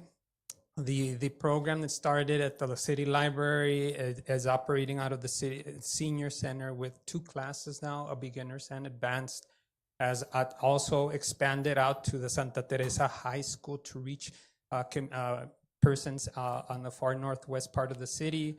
And they will be also having a presence, if I understand, at the community college, where we collaborate with the community college. This item is is up to you for consideration tonight. Has a question. Will the city of Sunland Park consider being a pass-through for the funding, not sponsored, not paid for, but a pass-through for the funding? The funding would be coming from the state and the federal government for the residents of Chaparral. Will we become a pass-through? They need that in order to be able to receive the benefits of that program. Next slide. I'll let Mrs. Maria Chaparro speak to the benefits of what they will, the community of Chaparral will receive if we decide to support them. Ms. Chaparro. The patron saint of Sunland Park, Mr. Carranco. Good evening, councilors, mayor, city manager, and everybody, ladies and gentlemen of the community of Sunland Park. My name is Maria Chaparro, and I am a volunteer. Sometimes I get paid for the skills that I have to write proposals, to do assessments, as did what Mr. Carranco alluded to earlier. The city in 2023, actually in 2022, used ARPA monies so that I can ask the communities, when we saw the digital divide during the pandemic, what was the impact? And the community said, necesitamos información para poder participar en la sociedad de hoy por medio de la tecnología. No sabemos. Because of this report that's in English and in Spanish, Mr. Carranco said, okay, Ms. Chaparro, you did this, so now what? Well, let's start the classes. And we got more volunteers. Laura Guzman, who does 2 digital literacy classes at the senior center, and another volunteer who's my neighbor, Norma Ortiz. We began doing digital literacy classes in Espanol at the Housing Authority. Things changed, and the sheet that you have in front of you are outcomes of all that we have been doing as volunteers in collaboration with the city of Sunland Park. And we are not alone. We have great collaborators such as Melanie Goodman from Senator Lujan's office, is an original Mamacita Cibernética. Online, I don't know if she's still with us. We have Andrea Tires from Borderplex Connect. Another person that we had online was Rosalinda Natividad from Insight Network. So as volunteers, we collaborate and we formed a coalition, which we call the Southern Doñana County Digital Expansion Coalition. Now, when I did this report, it did get the attention of policymakers in the state of New Mexico, as well as our governor. And Comcast then came calling and said, Maria, we would like you to reproduce what you did for the city of Sunland Park that produced the blueprint to how to implement digital literacy classes in the community. Can you do it in Chaparral, in Chamberino, and in Vado del Cerro? And I said yes. So we did another report with community members, and we found of the 3 communities, the ones that had the least amount of resources was the community of Chaparral, which shares many demographic characteristics with the city of Sunland Park. And through invitations to other work meetings, and again, through Melanie Goodman's, you gotta go, Senator's gonna be here in town. Voy a Las Cruces, and there is Senator Lujan, and there's also Alex Trujillo with the New Mexico Office of Broadband and Expansion. And the focus was workforce development. So there were people talking about the workforce, but all in Lane La Linea and all the technical part of broadband expansion, correct? And so when a question was asked, well, what are you doing here, Maria? I said, well, I'm here because there's also need for workforce to expand and dedicate time to digital inclusion. You can have broadband, you can have internet in your house, pero si usted todavía no sabe cómo usarlo, entonces, ¿qué es el beneficio? And we're still seeing that with our seniors, that they still have a hard time understanding. They're not going to Doñana Community College. So my point is, council folks, Chaparral needs your help. The Office of Broadband and Expansion said, Maria, get your coalition together and let's put together a budget. Here are some of the activities that we are proposing. We need your help, as Mr. Carranco said, as a pass-by, or whatever the word he used. And the reason why we think this is very important is Chaparral is in need. They are they are the city of Sunland Park 30 years ago. They need your leadership. You have proven what an unincorporated community that moves forward to move on community issues, make a government, and now, as the auditor said, this city is growing leaps and bounds. There was a joke that city manager said that eventually, Maria, you're going to be part of Sunland Park. I live off Google. So when I come and do volunteer work here, that's a 13-mile drive for me, 26 miles round trip when I come to Sunland Park. But why do I come to Sunland Park to volunteer and to be part of this community? Porque somos una comunidad. Puedo hablar el inglés, puedo hablar el español. Esta comunidad de Chaparral necesita el liderazgo que ustedes han demostrado. So les estoy pidiendo que nos ayuden en esto, that you be a leader, a regional leader. That is what we need. Las Cruces is not out there. I think the city of Sunland Park leadership, you know best with immigrant communities, Spanish-speaking communities, low-income communities. This is something, an opportunity that I will be eternally grateful for, but the New Mexico Office of Broadband will also know who you are. They know who you are, but they will see the city of Sunland Park as a continued leader in closing the digital divide. So that is my ask, that you consider us, and hopefully we will collaborate and continue to work together. Any questions? Mayor. Any questions by the council? Councilor Jaramillo? Thank you. So basically, what's being asked from us is to be sort of like the fiscal agent for Chaparral. Correct, sir. Okay, thank you. So New Mexico Office of Broadband and Expansion would get a check. I don't know the process, but first we need to know that we have a fiscal entity. So that is what we're asking, that you be the fiscal entity. Basically, is that if Chaparral needs sort of like when you have back credit and you have somebody who's supporting you, basically that's what it is, what they need. So that would be the city signing on that. It's like we did with CRUA. They need a fiscal agent to get those funding, so that's when the city helped them. So we have the process in place and everything. Mr. Mayor, City Council, let me be clear that we will be bringing an action item back to you in the near future in order to approve this this item. Mm-hmm. Thank you. Thank you.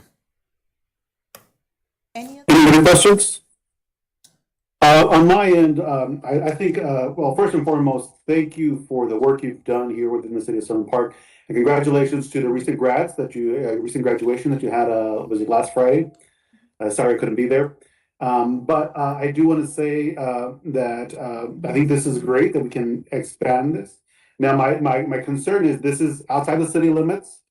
Have we had any conversations with the county about them doing this? And if they're okay with us, I don't want any territorial issues. I mean, I think the council would be, I mean, supportive of this, but I just want to make sure that I respect the jurisdiction of the county as well, and then that they can support the city in this endeavor with you guys as well. Mayor, the New Mexico Office of Broadband and Expansion approached the coalition as to who they thought best could be the fiscal entity, and the city of Sunland Park was identified. As far as the role of the county in this coalition, it would be Mr. Kent English, who's the IT director for the county, who will be helping in collaborating with the coalition to make sure that the county-owned facilities, one of them is the Dolores Wright community facility that is county-owned and run, is up to speed to be able to handle the future classes that are being planned for Chaparral. You will not be Okay. stepping on any toes. That's great. That's fantastic. Hey, thank you for identifying that. I appreciate it. All right. Well, thanks again for the presentation. I look forward to this. Yay, thank you. All right, this puts us at the consent agenda. Items on the consent agenda are considered to be routine and will be enacted when motion, unless a council requests an item be discussed and voted on separately. I know earlier in the meeting, Councilor Buciaga was requesting item number 14, separate action on that. Councilor Buciaga, is that still true? Yes. Okay, so we'll remove item 14 from the consent agenda. We'll address that immediately following the consent agenda. Mayor. Yes, sir. We have at least one person in the audience who wanted to speak, but it looks like we didn't have any space for public comment. Would that be possible right now at this moment? The consent agenda is without discussion. If there's an item on the consent agenda that the council would like to discuss separately, we can do that. No, but consent agenda is. I mean, a resident wanted to make a public comment, and we didn't have that mentioned in the beginning. So would there be space right now before the consent agenda for that public comment? At this point, no. There was public comment at the beginning of the meeting. It was not mentioned though. I'm sorry? It was not mentioned though, but the public comment portion, as far as I remember. We went through public comment. We had we even someone was told us that they told me that there wasn't anybody left. I remember even calling a name and going once, twice, and then it didn't show up. It's only So- 1 minute. Perea, it's Isabel Santos. But it's at this point it's a long agenda. I still have a lot of people here waiting for items on the agenda. I mean, if it's pressing, go ahead. You can submit it to us. We have the city manager there available, and then we can document your comment. but that opportunity was presented earlier in the meeting. Cuando no te So- conviene, ¿verdad? No, ma'am, you can submit your comments, but it's a long agenda. It's already 7:33. The council has been here for some time as well, and I still need to move on with the rest of the agenda. You can submit your comment, and we also meet the first and third Tuesday of every month. You come as many times as you want and speak on at that time as well. But I have to stay in order here with the rest of the agenda. So, with that being said, I'm going to go to the consent agenda. I do have at this moment, I'm going to motion to approve the consent agenda. Motion to approve consent agenda. I have a motion on the floor by Councilor Reyes. Is there a second? Second. Motion has been seconded by Councilor Salomon. I remind everyone the consent agenda does not include item 14. Let me have a roll call vote on the consent agenda, please. Entonces no me va a dejar hablar. No. I think she needs translation. Para que le expliquen mejor, ¿no? No, no, sí entiendo. Sí. Entiendo, nada más que quiero hablar de Okay, ma'am, okay, ma'am. We're out of order under the consent agenda at this time. If you have serious comments, you can submit it to the city manager at this time, but I do have to move on with the rest of the agenda. So I have the consent agenda, I have a roll call. Can we proceed with the roll call, please? Councilor Alberto Jaramillo. Aye. Councilor María Burciaga. Aye. Councilor Roberta Salmón. Aye. Councilor Armando Mata. Aye. Councilor Raúl Telles. Aye. Councilor Mili Sandoval. Aye. Motion carries, sir.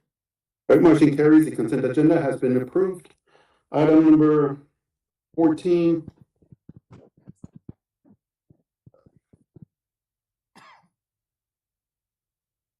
Item 14, approval of resolution to approve the P-card policy and procedures. At this moment, a motion to approve. Motion to approve. I have a motion on the floor by Councilor Reyes. Is there a second? Second. Motion has been seconded by Councilor Salmon. Discussion?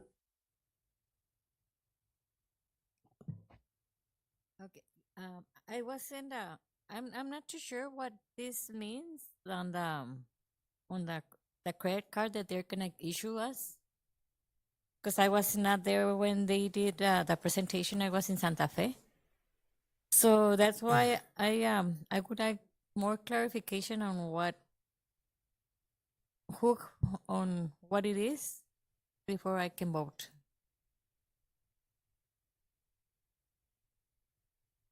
Good afternoon, Raquel Alarcón, Finance Department. The resolution only approved to issue credit cards to every council members. Once that is approved, all the council members are gonna be trained on the policy and everything, all the processes that need to happen before a purchase is made with a P card.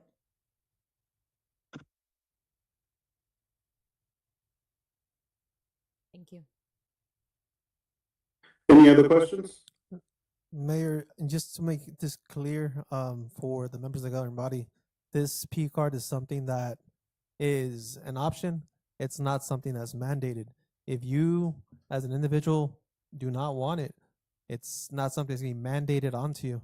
Again, this is going to be a tool for your use if need be, but it's not something that, here's your card, you have to use it. No, it's an option. It's a tool that's going to be available to your advantage, or not utilize it at all. But again, with this tool, there's, as Ms. Alarcón mentioned, you have to follow the rules, because once we don't follow the rules with that card, that's an individual hit on you as an individual card user. So it boils down to responsibility. Mayor, if I may, please. Go ahead, sir. Thank you. I just.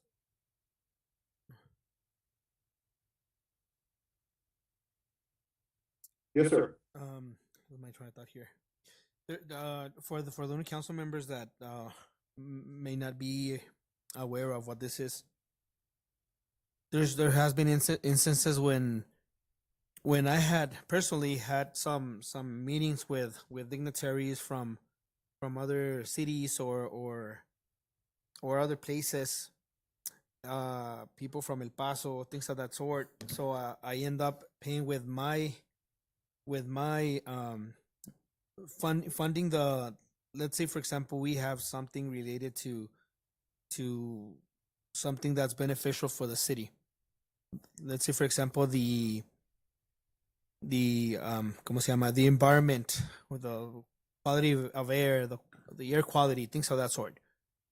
And then we go out and then we meet somewhere, and then that person, most of the time they pay for the food.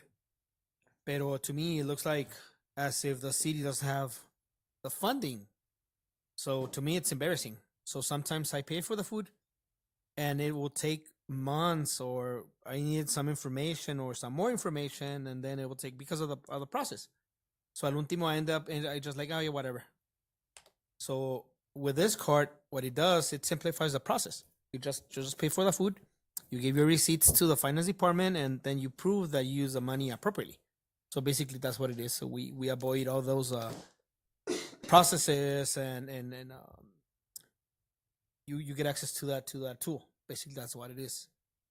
So at the end, in reality, it's up to everybody's responsibility to use it properly. So if I know that there was something that happened in a city close by, and they used the monies that were in the card inappropriately for personal use, they ended up in problems. So it's up to every council member to use it the proper way. Thank you, Mayor. Any other questions by the council?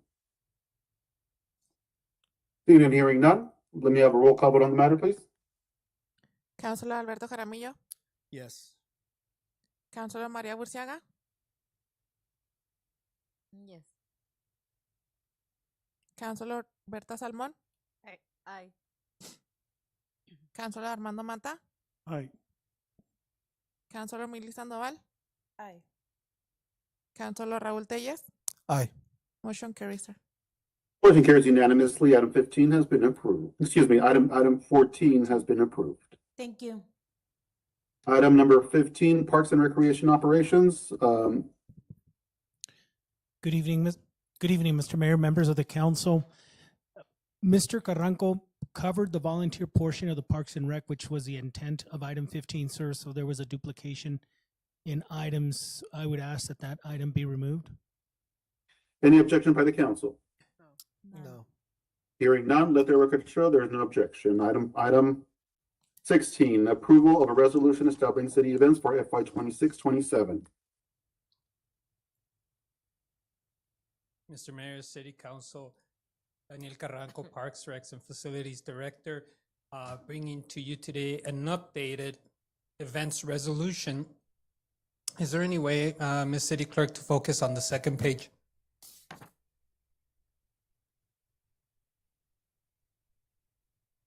Okay. That's fine. I'll go with that. And so, ladies and gentlemen, significant growth within the city has been mentioned here throughout this evening, and to provide a superior quality of life to the citizens of Sunland Park through the development of our natural, economic, and cultural resources. That is part of our mission statement, to become destination of choice. That is our vision statement. And these events have been these are all events, not new. There's a couple of new ones, and I'll go through them really quick.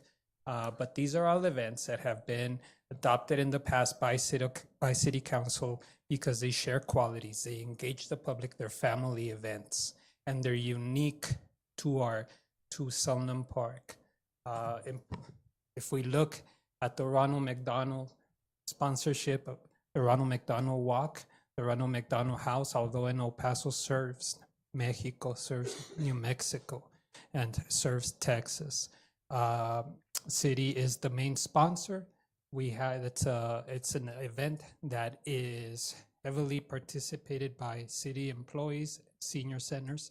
This year, Mayor Perea has challenged the elementary children from Desert View Elementary to participate in this event.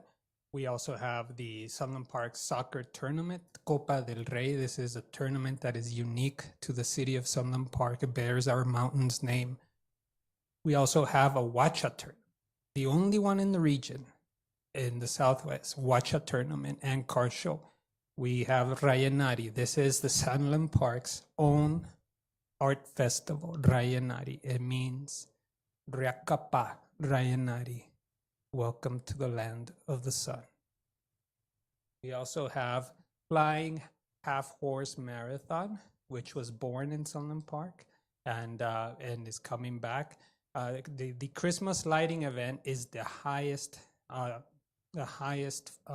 cost, and that is because I've been given directive to move the event to the sports complex. It was traditionally held here at the City Hall, but I've been tasked to move it to the sports complex, which will mean the city will be in a position to need to upgrade and to install facilities.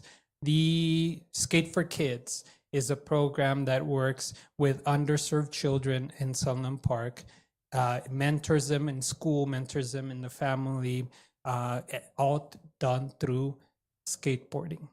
This is a program that is being offered currently every Sunday. Every Sunday, you will find Skate for Kids at the sports complex, teaching kids how to skateboard and teaching them about life. It also teaches big kids. If you show up like I did one time and you say, "Oh, this is fun. You want to skate?" "Yeah, but I don't have a skateboard." You're given a skateboard. You're given a skateboard that has the Sunland Park logo on it. And if you persevere and you come back, you're given a t-shirt that has the Sunland Park logo on it. And you begin the process. This Skate for Kids sponsors children that are in trouble in our community. These are children that are suffering from either scarcity of food, problems at home, maybe their parents lost a job, maybe something serious is going on and the child needs help. Skate for Kids works with the family to sponsor the child with school supplies, clothing, and, it's the food if needed. At every Sunday's event, children are fed for free. Notice how that it's a recurring theme in what Parks and Rec is doing, is feeding our citizens. We also have airsoft competitions. This is a program that started last year. It's unique to Sunland Park, and we're seeing participants from Fort Bliss, White Sands join us, and we're good. It's held a very steady, loyal group of people who are participating.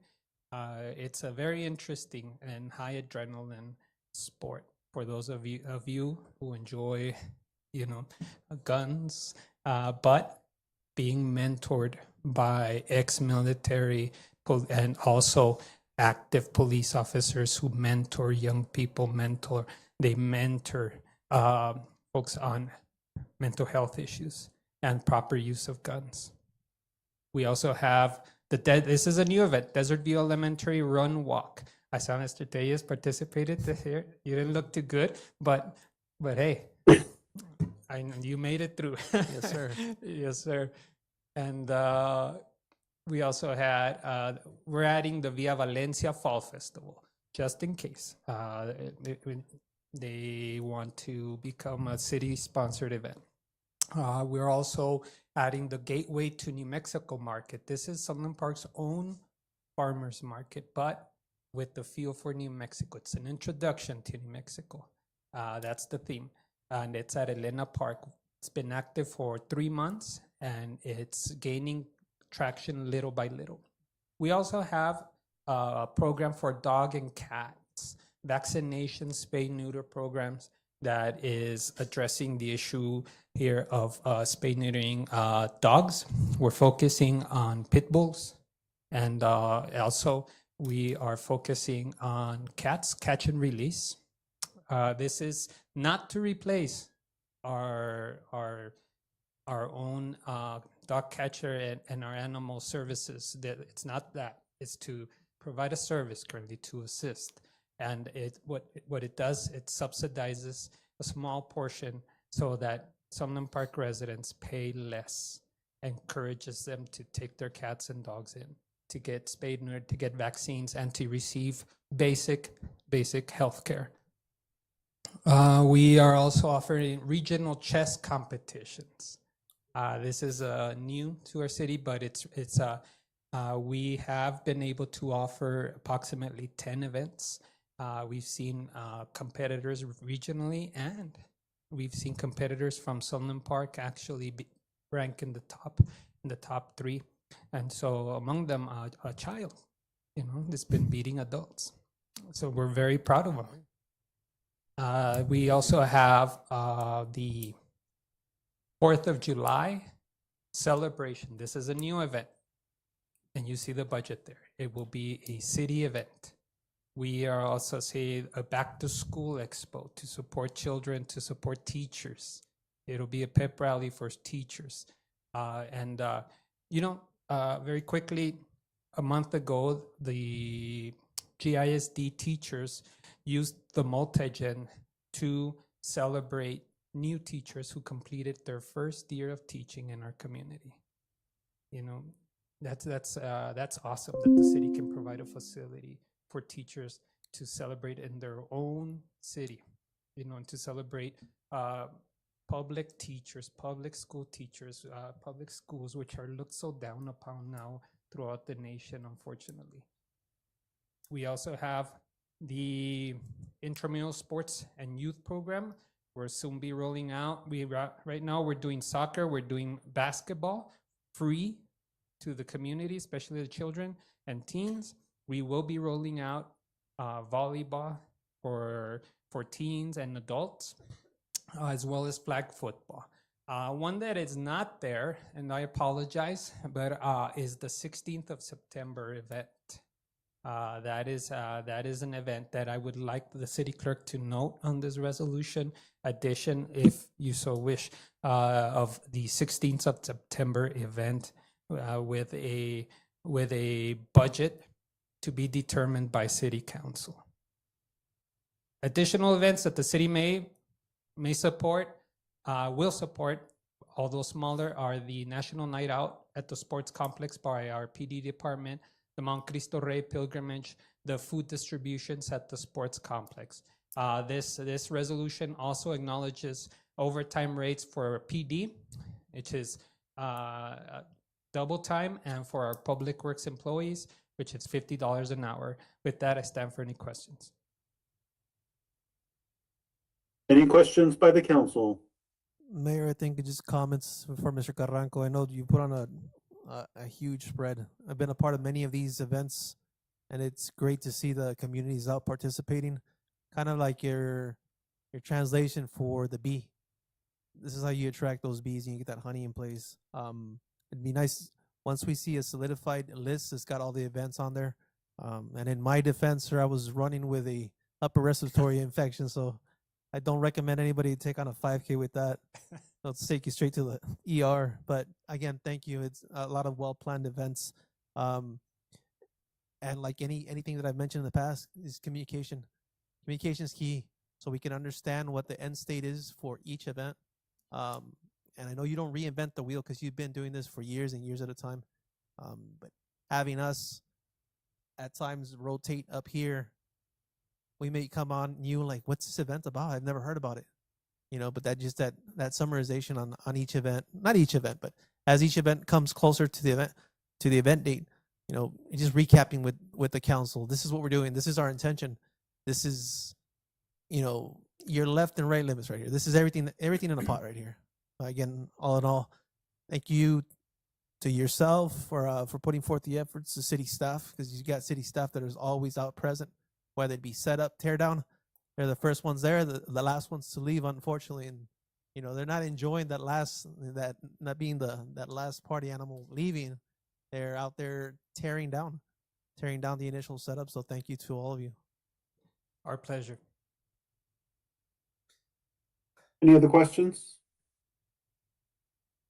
On my end, Daniel, I think this is fantastic. This is great, continue supporting events throughout the entire community. Is it possible to add, even if there's no, financial commitment? I was recently approached by a group that does a 5K run there at the Sunland Park Racetrack and Casino. It's the race against human trafficking. This was the third year they've done that. But if we could add it to that list, in the additional events, and maybe consider future funding in the future, I would appreciate that. Any objection by the council on that? No. Hearing no objection, we'll just make sure to add that to the resolution there. Being that there's no objection by the council. Again, no financial commitment at this point. Another thing, Daniel, I know as you know, we continue to grow, these events begin getting traction. I think it would help us if we developed a policy for identifying which events we can support and at what level. Also with some maybe reporting standards, so that we know that these events are attracting either tourism, because I believe we're going to be using tourism dollars for some of this, or lodgers tax. That's correct. So making sure that we account that, okay, we're investing in these 5K races, and it's drawing in 500 people every time, and it's actually drawing people to the hotel and things like that, so that we can have a set policy in place in the future for events, because that pot of money it's not always gonna be as large, or it's not gonna be there all the time. And I think we're gonna be having competing events in the future, so maybe having a policy put in place. Absolutely, Mr. Mayor. Duly noted, and City Council will start receiving reports for acceptance after events. Any other questions? All right, Mr. Mayor, yes. will you be allowing for public comment on this? Mr. Davino? Yes, sir. Quick, 2 minutes. Okay, I'd like to, I appreciate the foray into all the city's events. I think it's a great thing to get the city involved. I have to take issue as a businessman that I never ever have thought government competing with private business in any way, shape, or form is a way to spend tax dollars at all, albeit coming from the lodging side of it, or tourism, or any public tax dollars. I'm sorry you said that, Daniel, that the city has its own farmers market. I've had a farmers market in the city of Sunland Park for 25 years and have not asked for public money, I think, ever. When the city decides to open its own farmers market, it's something that I noted that, well, okay, maybe that's something they want to do for the community in the middle of the park. So it made sense. But then understanding that you're spending $35,000 on it, and for a fireworks demonstration that Western Playland and the racetrack have been doing for 30 years, doesn't quite make sense to me. And I think this city council needs to ask a little bit, harder questions. I just, as a businessman, it is a little frustrating that communication was brought up by one of the counselors, and there was never any communications. Hey, Mr. Arduino, how can the city collaborate with your 25-year farmers market and help the city with it? That was never brought up. So I think the city, rather than writing a blank check, needs to think about exactly what they're spending tax dollars on. 15 Thank seconds. you for your time. Thank you. Any other public comment? No, sir. All right. Did I hear somebody? Oh, was that a no, sir? No, sir. Yes. No, sir. All right. But I think Mr. Ardovino does make some valid points, so by maybe that's why we need to reconsider or consider, establishing a policy for these events into the future, because we want to make sure that our businesses within the city of Sunland Park are also successful. Duly noted, sir. All right. Here, no further discussion by the council. Let me go ahead and have a roll call on the matter, please. Can we have a motion, sir, please? Oh, Válgame, I'm sorry. I didn't get a motion. At this time, I'll take a motion to approve item. Number 16. I had the stopwatch. Number 16. And remember, there was a change. There was an addition to that. So I have a motion on the floor. Do I have a motion? Motion to approve item 16. I have a motion on the floor. Is there a second? Second. Motion was seconded by Councilor Sandoval. Motion was made by Councilor Tejas. Hearing no further discussion, let me have a roll call on the matter, please. Councilor Alberta Salmon. Aye. Councilor Alberto Jaramillo. Aye. Councilor Armando Mata. Aye. Councilor Maria Burciaga. Aye. Councilor Milly Sandoval. Aye. Councilor Raúl Telles. Aye. Motion carries, sir. Motion carries unanimously. Item number 16 has been approved. Thank you. And I think I closed my agenda. What's the next item on the agenda? Number 17. Can Approval you of, read that for me? approval of an ordinance amending the City of Sunland Park Land Development Code 2025 to update solid waste management references, incorporate revised code language, reference the prior adoption ordinance as Exhibit A, and revise the effective date. By Ms. Angelica Bryan from Wilson and Company. Good evening, Mayor, council members, staff, and members of the public. Thank you for the opportunity to present this item. My name is Angelica Bryan, Senior Planner with Wilson and Company. And tonight I will briefly walk you through an administrative amendment of the city's land development code involving corrections to the solid waste ownership and operator services. The purpose of the amendment is to correct an incorrect reference to the South Central Solid Waste Authority and change it to the Camino Real Environmental Center. So the purpose of this amendment is to clarify that, to make corrections to the code. They were in every instance where it was an incorrect reference to the South Central Solid Waste Authority, things have been changed to the Camino Real. And the purpose is to adopt the amended code.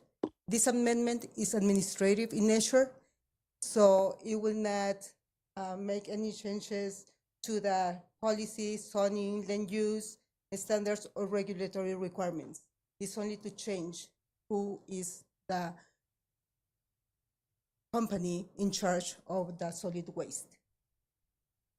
Next one.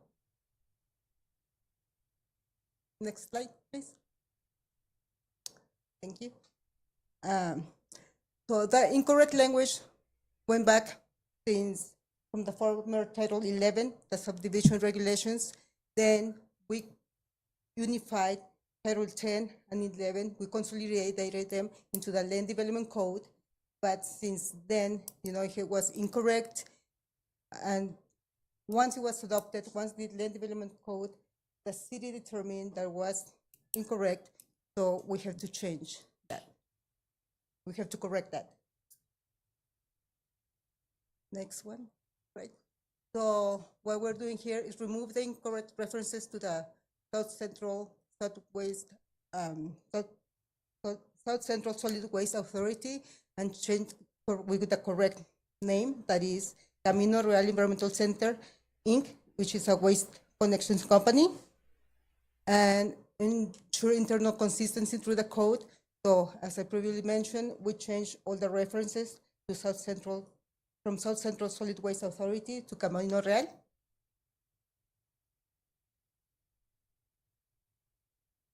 So the Land Development Code has been updated and revised, and we would like for you to adopt the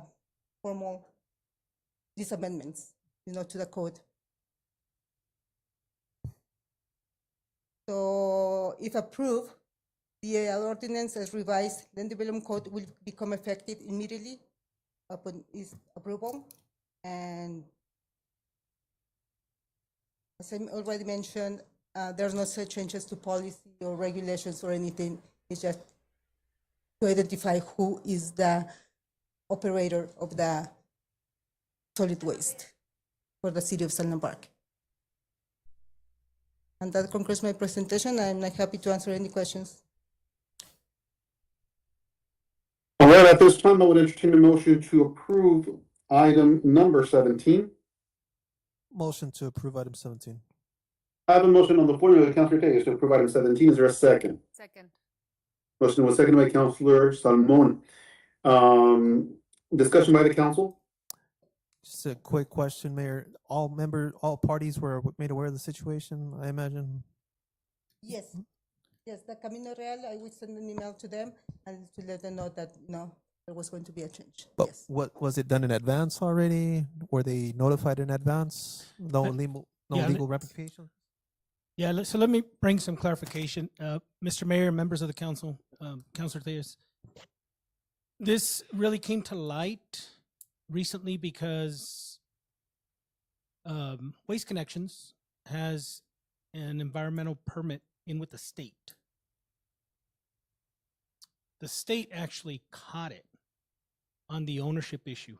And it is, Angelica pointed out, unfortunately, the language had been carrying over in the city ordinance, but the real owner and operator of the landfill is Waste Connections.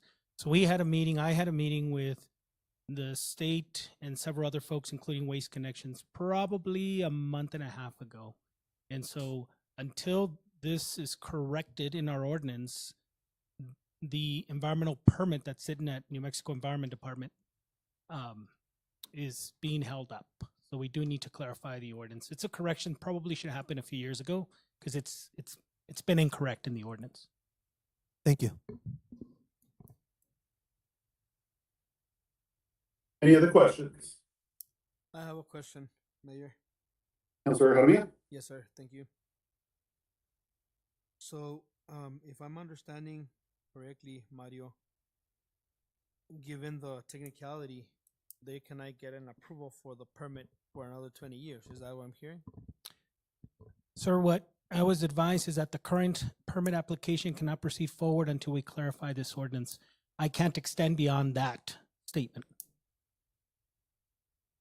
I think that we should give more opportunity to a public because I had a conversation with Semarnat and the EPA, given the situation with the Waste Connections wanting to get a permit for another, I believe, 20 years. And they requested for me to gather signatures of people who opposed it. I was at least able to get 300 people to sign against it. So I think that given that in reality, this needs to be taken out to a public so that people understand the consequences of having a landfill in their backyard. So if we move forward with this, and in fact, they moved the licensing for another extension for 20 years, people need to know that. And I think it goes beyond us voting right now. It's up to the people if they want it or not. I know that they have to leave operations. They have to stop operations on 2028. So if people really don't want this landfill, I think that we need to take it out there for the people to decide if they want the landfill or not. Mr. Mayor, members of the council, I do want to just also advise you that this has gone out for public comment. There's an extended period of time. That information is available from the state. I'm happy to look it up and send it to you as well, just as between now and tomorrow morning. I cannot speak to the legal ramifications of not clarifying the ordinance, so I also just want to make you aware of that.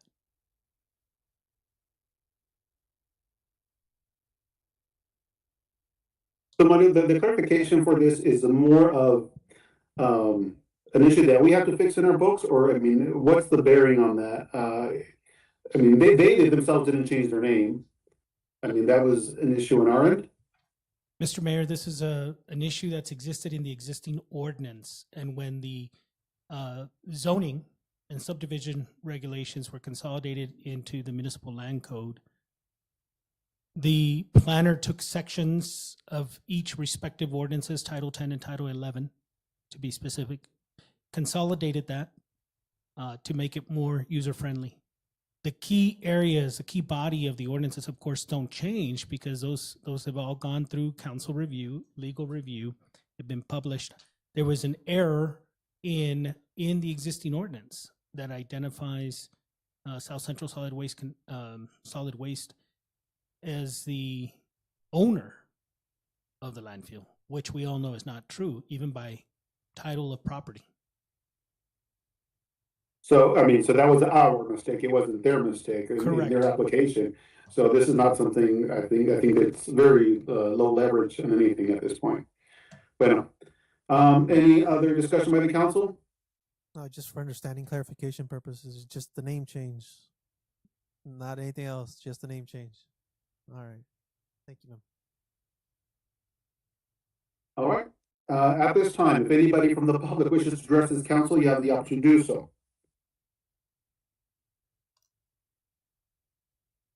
No, sir. All right, seeing and hearing none, the public hearing portion of this item is now closed. Any further discussion by the council? Let me have a roll call vote on the matter, please.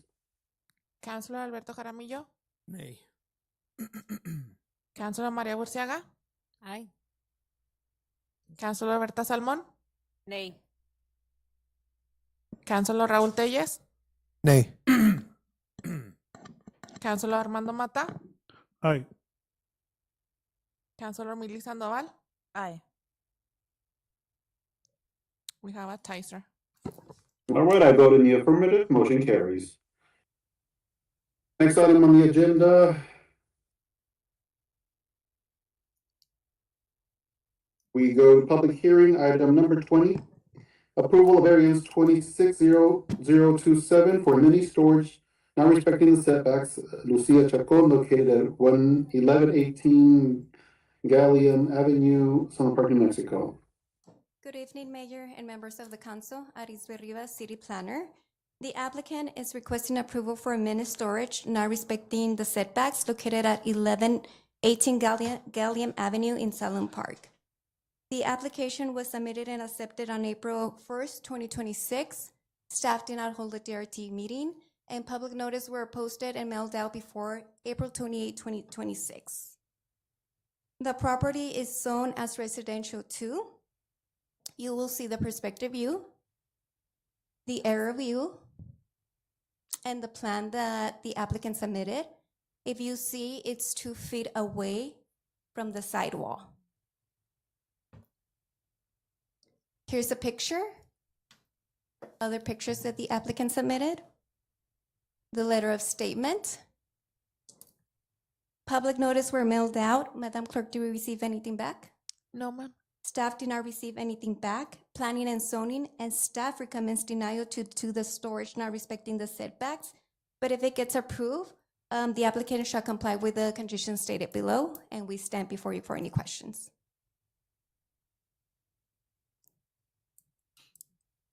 At this moment, I would entertain a motion to approve item 20 with conditions as stated. Motion to approve item 20. I have a motion on the floor by Councilor Salmon. Is there a second? Second. Motion has been seconded by Councilor Reyes. Questions by the council? Which district does it fall in? Valencia, if I'm not mistaken. Can I see the illustration again, ma'am?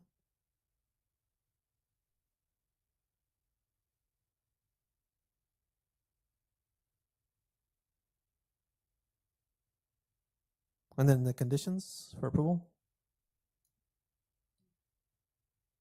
Do you want me to read them to you? No, ma'am. So once they, I think it's the next one over, no? I'm sorry?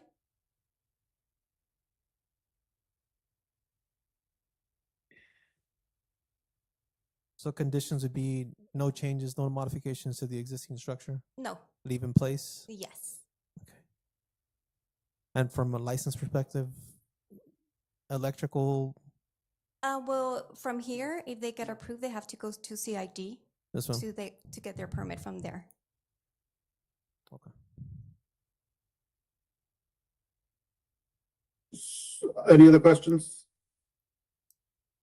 So what was, I mean, if you go back to the other picture, obviously, we have to pull a body, somebody from that space behind. Is there chance? Was there any comments from fire? Fire only does commercial, not residential. Okay. Well,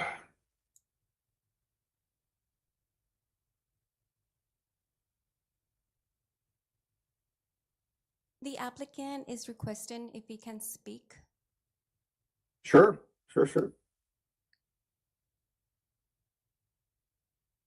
Hola, ¿qué tal? Mi nombre es Mario Morales, mi esposa al lado Lucía Chacón. Si tienen alguna pregunta por lo del storage, comprendo que lo hicimos un poquito mal, pero estamos de acuerdo en remediarlo si ustedes así lo desean.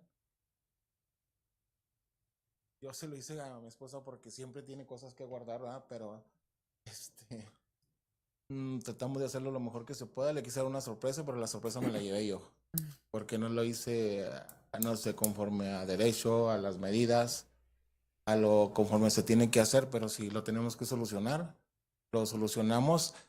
La propuesta era, en caso de que no se apruebe, abrir una puerta del tamaño que ustedes nos indiquen antes del storage para poder salir inmediatamente en caso de una contingencia, de un incendio, de algo cuando estemos nosotros en alguna parte del lugar de la casa. Podemos solucionarlo de tal manera de que se pueda quedar el storage ahí. De hecho, lo hicimos por un bienestar familiar, que hay cositas que guardar siempre. Entonces el garage es un poquito incómodo. No sé si tienen alguna pregunta. Mayor? Hold on, before I proceed, I forgot to swear in, everyone who's going to speak on these items, if you can just please raise your right hand for me, please. Si van a hablar en estos temas, por alzar la mano por mí, para mí, por favor. Y you promise to tell the truth and the penalty of perjury. Prometen decir la verdad bajo, ¿cómo se dice perjury? Perjurio. There we go. Perjurio. All right, there we go. Okay, Councilor Jaramillo, you had a question? Sí, gracias, alcalde. Del otro lado, si tiene abierto el espacio, así tiene. Totalmente. Sí, okay. Totalmente. Gracias. Hay un espacio de 5 pies. Está totalmente libre. Okay. No hay una barda atrás o algo que impida De el paso. ninguna, nada. Okay, gracias. Yo tengo una pregunta. Councilor Mata. Parece que el techo está arriba de la barda. So, cuando llueva, toda el agua se está yendo a la banqueta de la ciudad. Y estoy viendo las fotos nomás, Okay. o no sé. A lo mejor las fotos por la manera o el ángulo en que se toma, la foto nos miente un poquito, pero si hay un espacio para, en este caso, cuando llueva, el agua cae libremente hacia el interior de la propiedad de nosotros. No puede caer a la barda. Eso sí lo cuidé un poquito. Ahí no se me fue.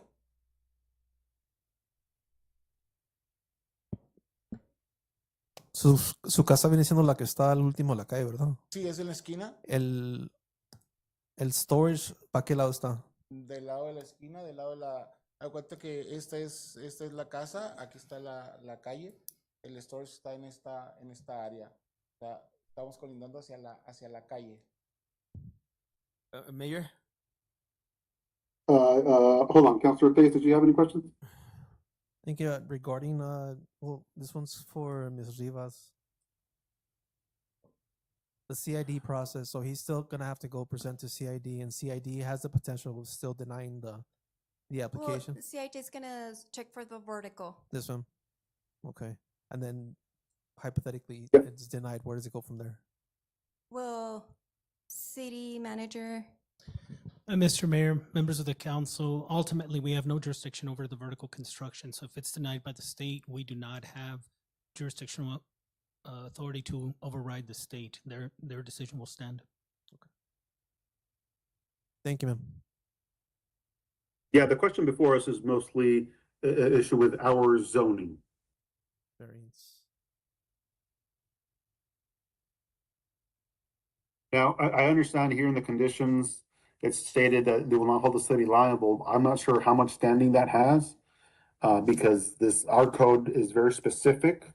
I mean, it is a state statute as well about, variances. So I remind the council that we assume for every variance that is approved that is not in line with statute, we assume liability for each and every one of those spaces. Any other questions by the council? Mr. Mayor, if I could interject, this is Marco, Yes, Deputy City Manager. We have a question regarding whether or not the P&Z vote was mentioned as part of the initial presentation. Members of the City Council, Mayor, I wanted to see if that was brought up and if that should be discussed as part of that presentation by Ms. Rivas. Yes, as I ended, I said planning and zoning and staff recommends denial. Thank you. Señor alcalde, si me Yes, permite. sir. Gracias. Para remediar por lo regular, cuando hay alguna estructura que se hace así, se ponen una canaleta para que el agua corra y caiga dentro de la propiedad. Eso evita que se vaya a dañar la barda y últimamente que se vaya a caer. Nada más pero eso le van a decir en CID todo eso, nada más por la pregunta del señor Mata. Okay. Thank you, Mayor. Gracias. Thank you. Any other questions by the council?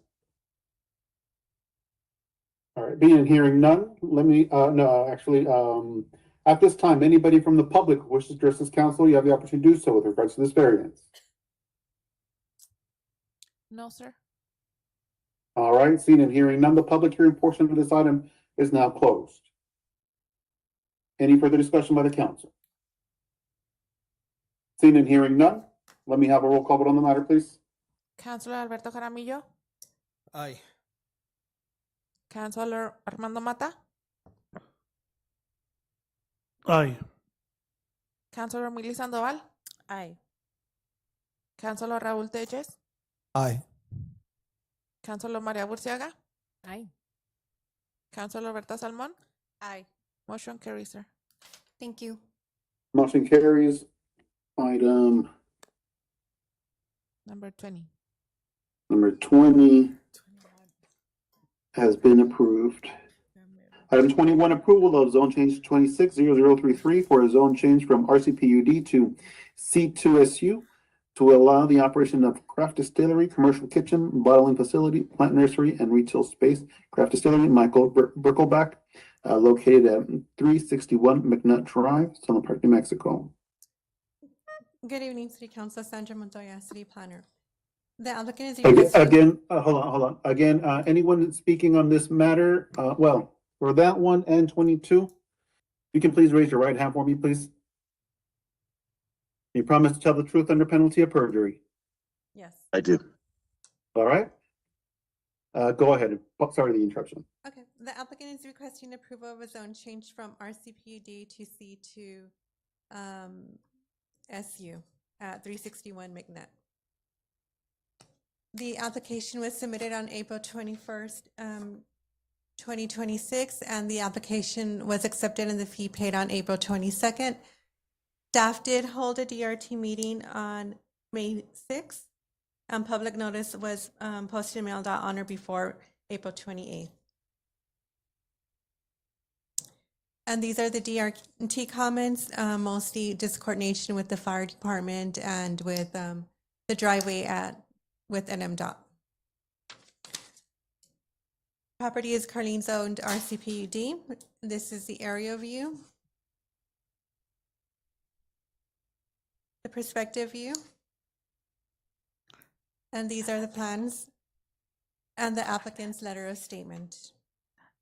Public notice letters were mailed out and staff did not receive any comments.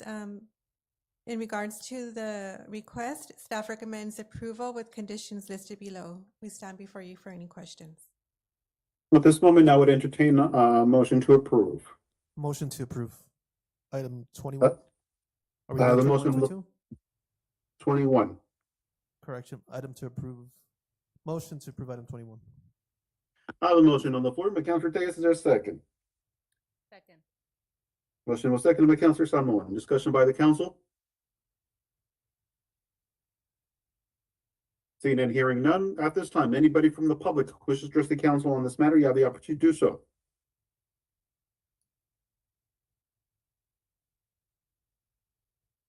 Kim Hemley, I'm sworn in. Yes, I'm speak the truth. I just have a question, and I don't know if it could be asked or not. Is this a distillery? I mean, I know it's a distillery. Is it also a dispensary? No, it's just a distillery. All right, any other public comment? No, sir. Seeing and hearing none, the public hearing portion of this item is now closed. Any further discussion by the council? Seeing and hearing none, let me have a roll call vote on the matter, please. Councilor Armando Mata. Aye. Councilor Mili Sandoval. Aye. Councilor Raúl Telles. Aye. Councilor Alberto Jaramillo. Aye. Councilor Berta Salmón. Aye. Councilor María Burciaga. Aye. Motion carries, sir.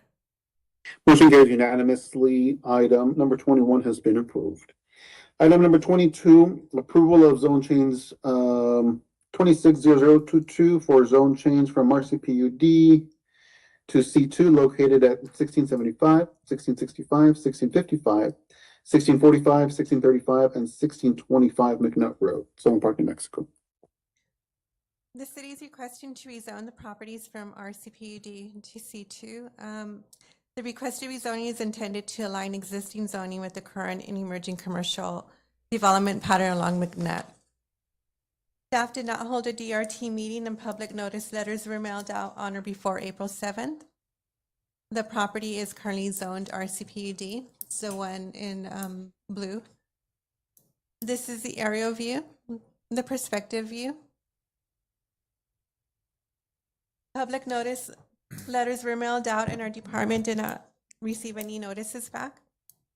Staff recommends approval with the conditions listed below. We stand before you for any questions.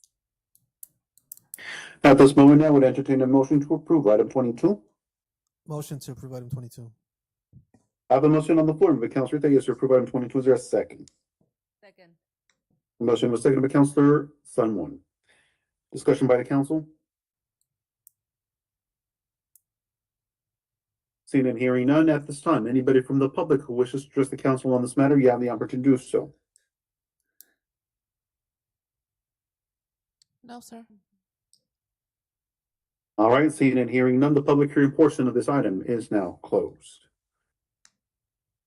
Any further questions by the council? Hearing no further discussion, let me have your roll call vote on the matter, please. Councilor Armando Mata. Aye. Councilor Raúl Telles. Aye. Councilor María Burciaga. Aye. Councilor Mili Sandoval. Aye. Councilor Berta Salmón. Aye. Councilor Alberto Jaramillo. Aye. Motion carries, sir. All right, motion carries unanimously. Item 22 has been approved. Manager report. Mr. Mayor, members of the council, I'll keep the presentation brief, and we'll get it mailed out to everybody.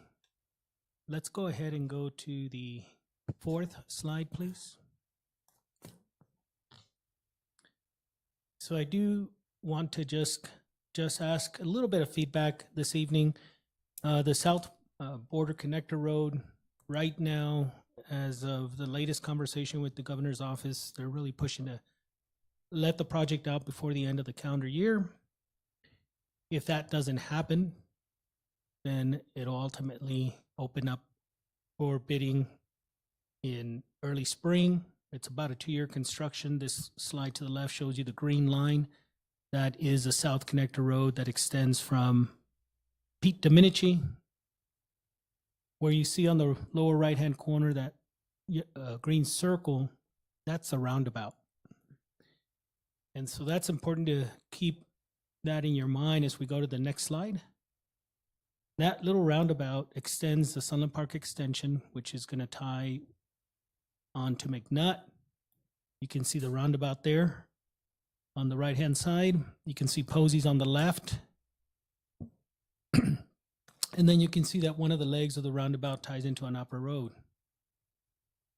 Next slide.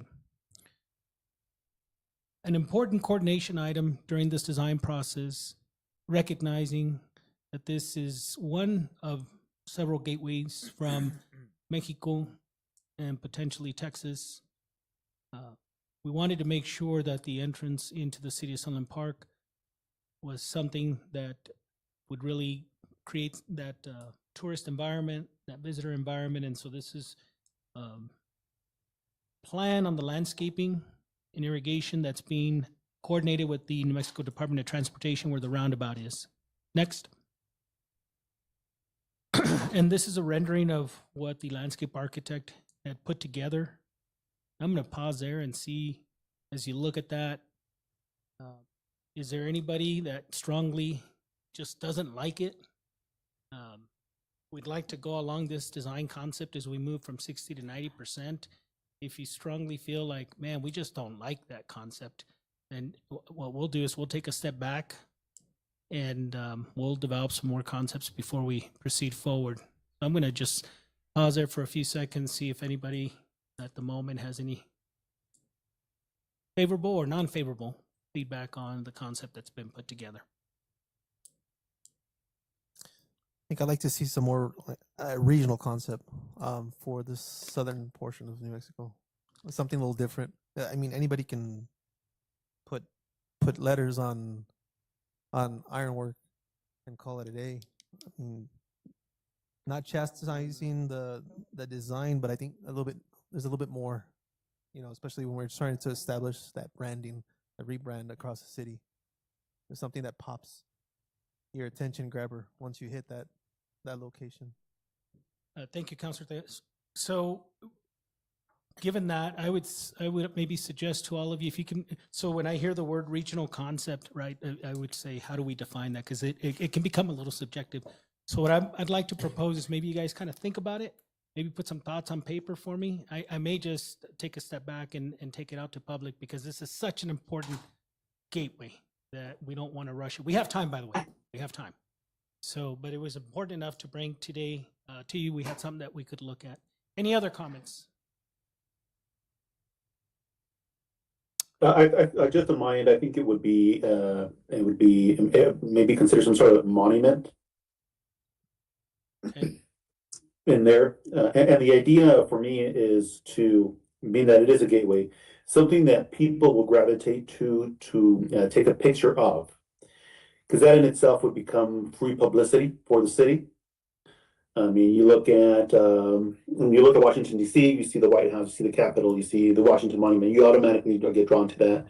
You look at Mexico, Distrito Federal. You look at El Arca de Independencia. That's identified. That identifies that space. You look at San Francisco. The bridge. I mean, that identifies. So something that would be, that would draw people to take a picture of it. Not to say that this isn't pretty, but I think it lacks a little more oomph. Thank you, Mayor. I wrote down monument as well. So again, I'm just gonna ask you guys to take a full week. We're gonna take a step back, and that is the kind of feedback I was needing to really solicit from this governing body to sort of guide us. All right, let's go ahead and go through the rest of the presentation, please. Just want to let you know the phase 2 of the Rio Grande Trail's going.